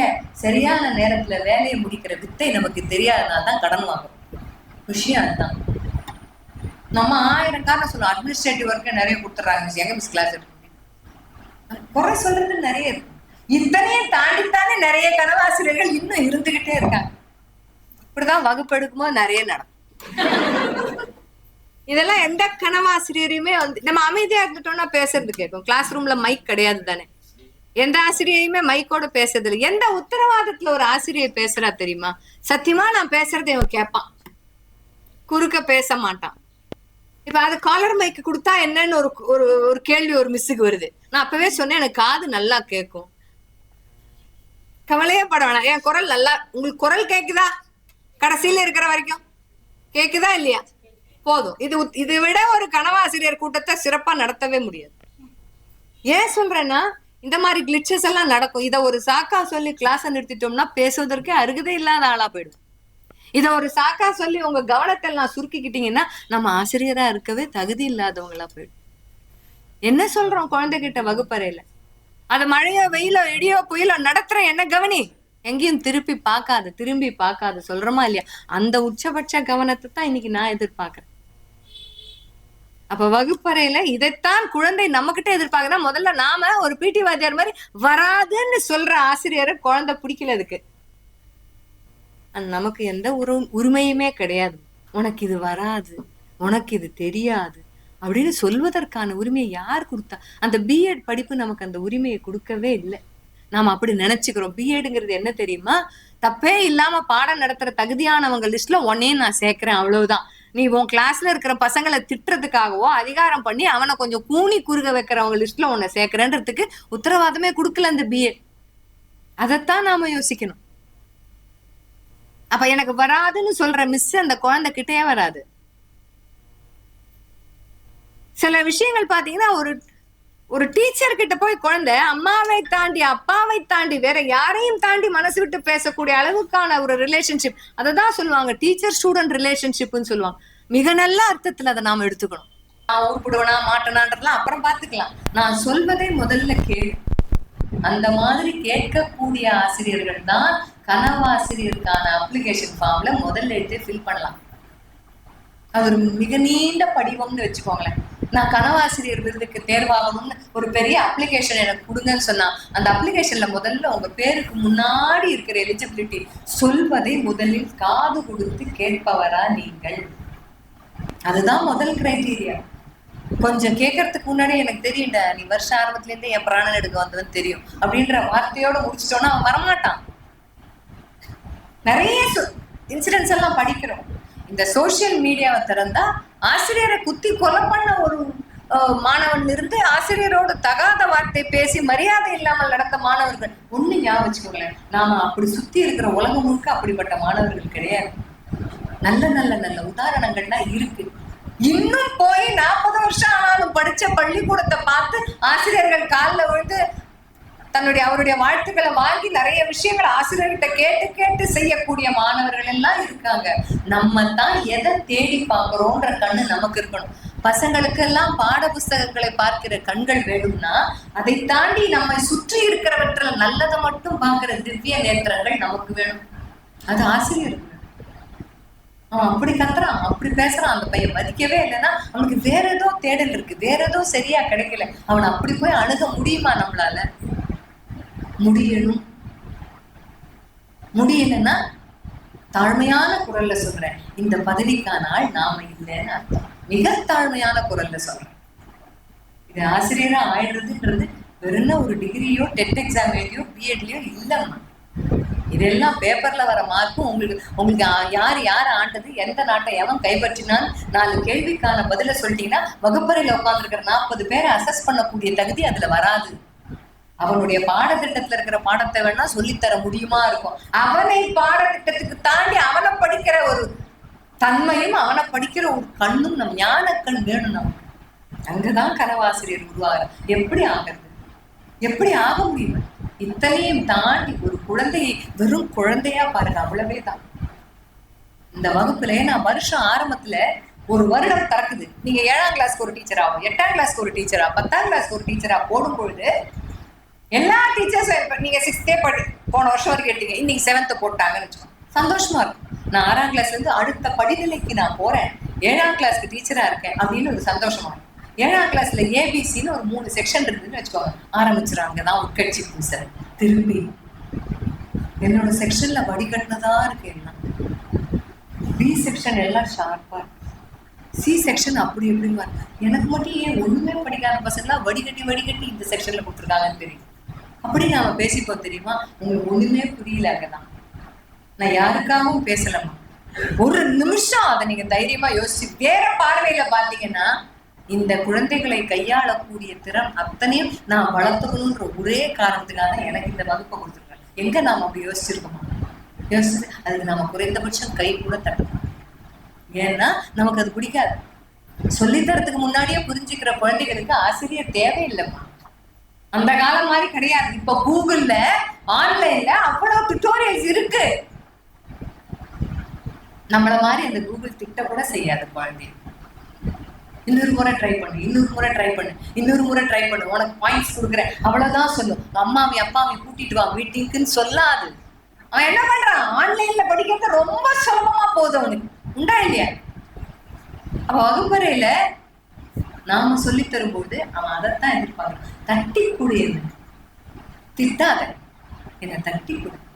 சரி, தட்டி கொடுத்தும் நான் கேட்கலன்னு சொன்னா அமைதியா விட்டு என்னை சொல்லி வார்த்தையால போட்டு சுட்டு பெரட்டி எடுத்து நீ சொல்லி கொடுத்த பாடத்தை தாண்டி நீ சொன்ன வார்த்தை எனக்கு சாகர வரைக்கும் மறக்காது. அந்த சொல் வன்முறை வகுப்பறையில செய்யாத. அவன் அதைத்தான் எதிர்பார்க்கறான். சொல்லவே முடியாது. வாயிருந்தும் ஊமையான்னு பசங்க பசங்க நிலைமை எப்படி சில விஷயங்களை எல்லாம் ஆசிரியர்களால் மேனேஜ்மெண்ட் கிட்ட கத்தி சொல்ல முடியாதோ வேற ஸ்கூல்ல அதே மாதிரிதான் மாணவர்களால் ஒருபோதும் மனசுல இருக்கிறத வகுப்பறையில ஒரு டீச்சர் கிட்ட வந்து சொல்ல தெரியாது. அப்படியே சொன்னாலும் அதை பண்பட்ட விதத்துல அவனுக்கு வெளிப்படுத்தவே தெரியாது. கரடு முரடாத்தான் சொல்லுவான். அடிக்கிற வேலை வச்சுக்காதீ மிஸ் அப்படின்னு ஒரு பையன் சொல்லிட்டான். ஒரு மிஸ்ஸ நான் வேலை பார்த்த பள்ளிக்கூடத்துல அடிக்கிற வேலை வச்சுக்காதீ மிஸ். அவன் அடிச்சதையோ நம்ம இப்படி நடந்துகிட்டதையோ அந்த மிஸ்ஸ வருத்தப்படும். என்ன பேசிட்டான் என்ன? ஏன்னா எல்கேஜில இருந்து அந்த மிஸ் அவங்க ஒரே ஸ்கூல்ல தான் வேலை பார்க்கறான், அவனும் அங்கதான் படிக்கிறான். இத்தனை வருஷமா பாடம் எடுத்த பத்தியா என்ன பேச்சு பேசிட்டான் அப்படின்னு தான் சொல்றாங்க. அவன் ஃப்ரெண்ட்ஸ் கிட்ட என்ன சொல்லிருக்கான்? ஏன்டா இத்தனை வருஷமா என்ன பாக்குது, ஏன்டா இன்னும் இந்த மிஸ்ஸுக்கு எனக்கு புரியவே இல்லைன்றான். அவன் கேட்கறதுல என்னம்மா தப்பு? அவனுக்காக நான் பேசல. அவன் அந்த நேரத்துல அவன் கேட்டது ரைட்டா தப்பா? நீங்க சொல்லுங்க, ஒரு ஆசிரியரா சொல்லுங்கப்பா. கேட்ட விதத்தை நான் பேசவே. அவனுடைய எண்ணம் கரெக்டு தானே. எல்கேஜில இருந்து பாக்குறீங்களே மிஸ், எனக்கு எது வரும் வராதுன்னு தெரியாதா, எனக்கு எது கஷ்டம் எது நான் ரொம்ப தடுமாறுவேன்னு உங்களுக்கு தெரியாது. அவன் கேட்கறது ரைட்டு தானே. 40 பேர் முன்னாடி அவன் அந்த மாதிரி அடிக்கும் போது அவனுக்கு கஷ்டம். அடிக்கிற வேலை வச்சுக்காதீங்க மிஸ், அவ்வளவுதான் சொன்னான். அந்த டீச்சர் குறுகி போனான். என்னுடைய வேலையவே விட்டு போயிடலாமான்னு. சரி, வேலையை விட்டுட்டு அடுத்த பள்ளிக்கூடத்துக்கு போய் இதே மாதிரி கை நீளும் இன்னொரு பொண்ணோ ஒரு பையனோ உன்னை கேட்பாங்க. இப்படி வவ்வால் மாதிரி பள்ளிக்கூடம் விட்டு தாளிக்கிட்டே இருந்தா யாருடைய கனவுல கூட நம்ம வரவே முடியாது. அப்புறம் எப்படி கனவாசிரியராக மாறுது? ஒரு பெரிய மீட்டிங், இவ்வளவு பெரிய மீட்டிங் வச்சு இங்க இருக்கிற மேடம் அல்லது இங்க இருக்கிற பிரின்சிபல் சார் குறிப்பிட்டு ஒரு டீச்சரையோ ஒரு ஆசிரியரோ ஒற்றை விரல காமிச்சு உங்ககிட்ட இந்த தகுதி இல்லை, உங்ககிட்ட இந்த திறமை இல்லை இந்த மைக்கு போட்டு பேசும்பொழுது எப்படி நம்ம எல்லாம் அதை எடுத்துப்போம்? எப்படி எடுத்துப்போம்? என்னுடைய தவறை சுட்டி காட்டியதற்காக பணிவன்போடு உங்களிடம் நான் என்னுடைய வணக்கத்தை தெரிவித்துக் கொள்கிறேன். எந்த ஆசிரியர் சொல்லுவோம்? நன்றியே இல்லாத மேனேஜ்மெண்ட். நான் எவ்வளவு வேலை பார்த்திருக்கேன், சாப்பிடாம வந்திருக்கேன், டைஃபாய்ட்ல வந்திருக்கேன், என்னோட டெலிவரிக்கு 2 நாள் முன்னாடி கூட வந்திருக்கேன். என்னென்னலாமோ நம்ம பக்கத்துக்கு பேசுவோம். அப்ப நீங்க சொல்றது அந்த இடத்துல ரைட்டு தான். 4 பேர் முன்னாடி முடிந்தால் பாராட்டுது. வகுப்பறையில் ஒரு குழந்தை 40 பேர் முன்னாடி அந்த குழந்தைகிட்ட ஒண்ணுமே இல்லைன்னாலும் எதையும் சொல்லாது. தனியா கூப்பிட்டு சொல்லிப்பாரு முடிஞ்சா, இல்லையா அம்மா அப்பா கிட்ட சொல்லிப்பாரு முடிஞ்சா. இல்லையா மேனேஜ்மெண்ட் கிட்ட சொல்லிப்பார் முடிஞ்சா. எதுவுமே முடியலையா படைச்சவங்க கிட்ட சொல்லிப்பார். அவ்வளவுதான் உன்னால முடியும், அவ்வளவுதான் நம்மளால முடியும். ரிசல்ட் கேட்கறாங்களே மேம், உண்மையா பேசுங்க, ஏன் தைரியமே இல்லாம இருக்கணும்? நம்ம ரிசல்ட் கேட்கும் போது மேனேஜ்மெண்ட்டுக்கு ஒரு பதில சொல்லி ஆகணும்ன்ற ஒரு தவிப்புல தானே இவ்வளவு வேலையை செய்யறோம் கிளாஸ் ரூம்ல. உண்டா இல்லையா? ரிசல்ட் கொடுப்போம். என்ன ரிசல்ட் கொடுப்போம்? +2ல ஒரு 60% 70% வாங்கிட்டான். சரி, ஐஐடியில போன உடனே ஃபர்ஸ்ட் செமஸ்டர் நெஞ்சு அடைக்குது, படிக்க முடியல, 8வது மாடில கீழே விழுந்துட்டான். ஒரு ஆசிரியரா நீங்க இத்தனை வருஷம் அந்த குழந்தைக்கு என்ன சொல்லி கொடுத்தாச்சிங்க வெளியில? எது வந்தாலும் பாத்துக்கலாம்டா ராஜா. இந்த பாட புஸ்தகமும் மார்க் மட்டும் வாழ்க்கை இல்லை. எந்த காலத்துலயும் நீ தோல்வியை பார்த்து பயந்துடக்கூடாது. ஒரு தடவை சொல்லியிருப்போம், நாமளே மேனேஜ்மெண்ட் கிட்ட பேச பயந்து அவனை துரத்தி அடிச்சோம்ல, நம்ம அவனுக்கு எப்படி சொல்லித்தரும்? அப்ப கனவு ஆசிரியருக்கு என்ன வேணும் தெரியுமா? மனசாட்சியோடு இருப்பதற்கான தைரியம் வேணும். உண்மைக்கு புறம்பா இல்லாம இருக்கணும். சொல்லி கொடுக்குறேன், அவன் ரொம்ப கஷ்டப்படும், இவன் அப்படியே நான் முடிஞ்ச வரைக்கும் சொல்லிட்டு, வேற மாற்று வழி இருந்தா சொல்லுங்க, கேட்டு பாருங்க. முடியலையா திருப்பி முட்டி மோதி யோசிச்சா ஏதோ ஒரு வழி கிடைக்கும். உடனே கிடைக்காட்டாலும் கொஞ்ச நாள் கழிச்சாவது கிடைக்கும். உங்க வகுப்பறையில படிக்கும் போது அவன்கிட்ட அந்த மாற்றம் இல்லை, இன்னும் 2 கிளாஸ் போனதுக்கு அப்புறம் அந்த மாற்றம் வந்தாலும் பரவாயில்ல, அதுக்கான முதல் பிள்ளையார் சொல்லி போட்டாலும் நீங்களா இருக்கட்டும். அந்த தைரியம் நமக்கு வேண்டும். மனசாட்சியோட நடந்து கனவாசிரியர்கள் அப்படித்தான் நடந்துப்பாங்க. ஒரு பையனை ஃபெயில் போட்டு ஆயிடுவான், இவனை +2ல எழுத வைக்க முடியாது, அதனால நடுவுல இருக்கிற டெஸ்ட்டை கொடுத்துட்டு அவன் மார்க் சரியா வரலன்னு 1 வருஷம் பிரேக் எடுக்க சொல்லலாம்னு முடிவு எடுத்துட்டாங்க. நான் வேலை பார்த்த பள்ளியில ஒரு சப்ஜெக்ட்ல, குறிப்பிட்ட சப்ஜெக்ட்ல அந்த பாடத்தை எடுக்கிறவர் ஒரு வாத்தியார். அதனால இவனை அனுப்பிச்சிடலாம். அந்த வாத்தியார் எவ்வளவு அழகா பேசினா தெரியுமா மேனேஜ்மெண்ட் கிட்ட? இது அநியாயம் சார், இப்படி பண்ண முடியாது சார். என்ன சார், ஒரு சப்ஜெக்ட் வரலன்றதுக்காக நமக்கு 10% ரிசல்ட் போயிடுறதுக்காக அவனை அனுப்ப சொல்றீங்களே? அவன் இத்தனை வருஷம் படிச்சது அவங்க வீட்டுல இருக்கிற சார், இதுக்கு நான் துணை போக மாட்டேன் சார், நீங்க என்ன பனிஷ்மெண்ட் கொடுத்தாலும் எனக்கு சேர்த்து கொடுங்கன்னு சொன்னார் அந்த வாத்தியார். நாம் அவர் சமூகத்தை சேர்ந்தவராக இருந்தால் கைத்தட்டலே ஜோரா வராது. கைத்தட்டா என்ன அர்த்தம்? என்ன அந்த வாத்தியாருக்கு சப்போர்ட்டா? அப்ப நீ அப்படித்தானா யாராவது கேட்டுட்டா? ஒரு நிமிஷமும் நாம யாருக்காகவோ யாரையோ ப்ளீஸ் பண்ணணும் தானே நிறைய நேரத்தை செய்யறோம். அதைத்தானே குழந்தையும் செய்யும். என்ன அர்த்தம் தெரியுமா? உண்மை நகல், அசல் நகல்னு 2 இருக்கு. வகுப்பறையை பொறுத்த வரைக்கும் ஒரு ஆசிரியரும் நகல் இல்ல, அசல். உங்களை பார்த்துதான் குழந்தை இமிட்டேட் பண்ணுவான், நீங்க தான் ரோல் மாடல் அவனுக்கு. ஆனா ஒரு முறையும் நகல்ல ஏதோ பிழை இருக்கு. ஜெராக்ஸ் எடுக்கிறீங்க, ஜெராக்ஸ்ல மிஸ்டேக் இருக்கு, ஜெராக்ஸ் காப்பில கரெக்ஷன் பண்ணக்கூடாதுமா, ஒரிஜினல்ல கரெக்ஷன் பண்ணணும். அப்பதானே அடுத்த ஜெராக்ஸ் தப்பு இல்லாம வரும். நம்ம எல்லா காப்பி எடுத்ததுலயும் கரெக்ஷன் பண்ணிட்டு திருப்பி ஜெராக்ஸ் எடுத்தீங்கன்னா அதே தப்பு தான் வரும். அப்போ நகலில் தப்பு மாத்தணும்னு சொன்னா அசலில் இருக்கக்கூடிய பிழையை நாம் திருத்த வேண்டும். அதற்கு ரொம்ப தைரியம் வேணும். அழகா நேர்த்தியா ஒரு உடை அணிஞ்சிட்டு வந்து ஒரு பாடத்திட்டத்தை சிலபஸ் டைத்துக்குள்ள முடிக்கிற யாரும் கனவாசிரியரே கிடையாது. அவங்க எல்லாம் ஆசிரியர்கள். அந்த பாடம் தெரியும் எடுத்தாங்க போனாங்க. மனசாட்சிக்கு விரோதம் இல்லாமல் ஒரு குழந்தைக்காக ஒரு ஆசிரியரால் உரத்த குரல் எடுத்து பேச முடியும்னு முடிஞ்சதுன்னா அந்த ஆசிரியர் கனவாசிரியர். வாழ்நாள் முழுக்க அந்த ஆசிரியர் படிப்பதற்கு ரெடின்னு சொன்னா அந்த ஆசிரியர் கனவாசிரியர். அப்படித்தான் இருக்கணும். சமயத்துக்கு பசங்க சொல்லுவாங்க, கிளாஸ் எடுக்கலாமா இன்னைக்கு வேண்டாமாடான்னு ஒரு நாள் பசங்களை கேட்டுப்பாருங்க. 360 நாள் வேண்டாம் வச்சு, இன்னைக்கு ஃப்ரீயா விட்டுலாம் மிஸ், இன்னைக்கு கிளாஸ் வேண்டாம் மிஸ், இன்னைக்கு ஃப்ரீயா விட்டுலாம் மிஸ், இன்னைக்கு கிளாஸ் வேண்டாம் மிஸ். குழந்தைங்க கிட்ட ஃபீட்பேக் கேட்கிற தைரியம் எப்போது நமக்கு வருகிறதோ திருப்பி நாம அப்பதான் கனவு ஆசிரியராக மாறுகிறோம். ஃபீட்பேக் நம்ம எல்லாத்துக்கும் இப்ப வாங்குறோம். இப்போ ஒரு துணி கடையில போய் புடவை எடுத்து கொடுக்குற சேல்ஸ்மேன் கூட, மேடம் கொஞ்சம் ஃபீட்பேக் போட்டுருங்க, எங்க கூகுள்ல ரிவ்யூ போடுங்கன்னு சொல்றாங்க. எல்லாத்துக்கும் ரிவ்யூ. ஒன்று சொல்லட்டுமா, எந்த விதமான ஒரு தரச்சான்றிதழாலையுமே அடக்கி விட முடியாத ஒரு பணி என்னன்னா ஆசிரியர் பணி தான். பெஸ்ட் டீச்சர் அப்படின்ற ஒரு வார்த்தை, அதெல்லாம் அடக்கிட முடியாது. சமுத்திரத்தை கமண்டலத்துல அடக்கிற மாதிரிலாம் அடக்கவே முடியாது. அப்படி ஒரு பதவி இது. அப்படி ஒரு பதவின்னு சொல்றதா, அப்படி ஒரு நிலைன்னு வேணா சொல்லுங்க. இந்த ஆசிரியர் நிலைன்னு ஒண்ணு இருக்கு, அது ஒரு தெய்வ நிலை தான். கடவுளை பார்த்தது கூட கிடையாது, நீங்க சொல்லித்தரதுதான். நீங்க சொல்லித்தரதுன்னா பாடம் தாண்டிய நடத்தைகள், நீங்க பள்ளிக்கூடத்துக்கு வர விதம், நேரத்தோட வர விதம், நீங்க உடை உடுத்துற நேர்த்தி, நீங்க பிரயோகிக்கிற வார்த்தை, முகத்துல எப்பொழுதும் காண்பிக்கிற அன்பும் சிரிப்பும். அப்படிலாம் விட்டானா பையன் தலையில ஏறி மிளகா அரைச்சிருவான் மிஸ். அவன்கிட்டலாம் நம்ம ஒரு படி 2 படி தள்ளியே தான் இருக்கும். நீங்க 2 படி தள்ளி இருந்தா 4 படி தள்ளி.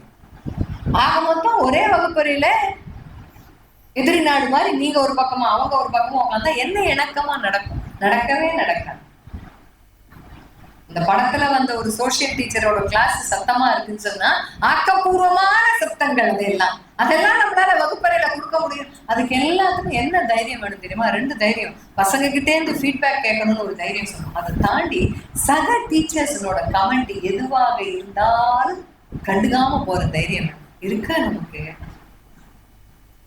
ஒரு அம்மா இருக்குன்னு காமிச்சிட்டு தம்ஸ் அப். அந்த அம்மா யாரோ எடுத்துட்டு போட்டோம். நீங்க அவங்களுக்காக ஒரு தடவை கை தட்டுங்க, ஜோரா கை தட்டல. இல்ல நிறைய பேர் மாஸ்டர்ஸ் எல்லாம் கை தட்டவே இல்லை. என்னவா சொல்லிட்டு போறாங்க. ஏன்னா அது அவ்வளவு சுலபம் கிடையாதுமா. எப்போதுமே ஒண்ணு உண்டு தெரியுமா? இத்தனை வருஷமா இதே ஸ்கூல்ல இருக்கேன். ஒரு செங்கலுக்கு என்ன தெரியும்? இன்கிரிமெண்ட் பத்தியா எனக்கு எத்தனை உண்டு? இந்த அம்மா புதுசா வந்திருக்கு, அள்ளி தூக்கி கொடுக்குறாங்க லட்டு மாதிரி. எத்தனை பேச்சு வரும் தெரியுமா? அந்த இடத்துல நீங்க பழைய டீச்சரா இருந்தா அந்த மாதிரி பேசக்கூடாது. புது டீச்சரா இருந்தா அந்த காதலே வாங்க. சக டீச்சர்ஸ் கிட்ட வர கமெண்ட்ஸ் இருக்குல்ல, அதுக்கெல்லாம் செவி மடுக்காத தன்மை வேணும். அதுக்கு எப்ப டைம் இருக்கும் தெரியுமா? உங்களுக்கான தேடல் ஒண்ணுமே இல்லை. நீங்க புதுசா தேடி படிப்பதற்கு எதுவுமே இல்லை. வகுப்பறையில ஏதோ ஒரு குழந்தைய பற்றிய சிந்தனை உங்களை பாதிக்கவே இல்லைங்கும் போது மட்டும்தான் இந்த மாதிரி உருப்படாத விஷயத்துல எல்லாம் காது போகும் இல்லையா? ஏது நேரம் அதுக்கெல்லாம் கிடையாது. ஒரு பிள்ளை நல்லா பேசிட்டு இருந்த பிள்ளை அமைதியாவே இருக்கா, தனக்குள்ளே போறா, ஷெல்குள்ள போய்கிற, தான் ஓட்டுக்குள்ள தானே என்னமோ உள்ள ஓடுது. அதுவும் நான் சொல்றது 7ஆம் கிளாஸ்ல இருந்தே இது ஆரம்பமாகிறது. முன்னெல்லாம் 11, 12, அவன் 11, 12 தாத்தா பாட்டி ஆயிடுறான். 7ஆம் கிளாஸ்ல இருந்தே இது ஆரம்பமாகுதுன்னா நம்ம தாண்டி பாடத்தை தாண்டி நமக்கு இன்னும் 2 கண்ணை வேற எங்கேயோ வச்சு பார்க்க வேண்டியது. 7ஆம் கிளாஸ்ல எல்லாம் பாக்கணும்னா பிப்ரவரி 14ஆம் தேதி பள்ளிக்கூடத்துல முதல்ல எல்லா கேர்ள்ஸையும் வீட்டுக்கு அமைச்சுதான் பாய்ஸ் அனுப்புறாங்க. இன்னும் சில பள்ளிக்கூடத்துல எங்க இருக்கும் நான் அப்ப அதை பத்தி நம்ம ஒண்ணுமே சொல்லி தரல. பாலியல் ரீதியா அவனுக்கு வர மாற்றத்தை எல்லாம் நாம சொல்லி தரணும்னா முதல்ல அதை நாம சரியா ஏத்துக்கணுமா இல்லையா?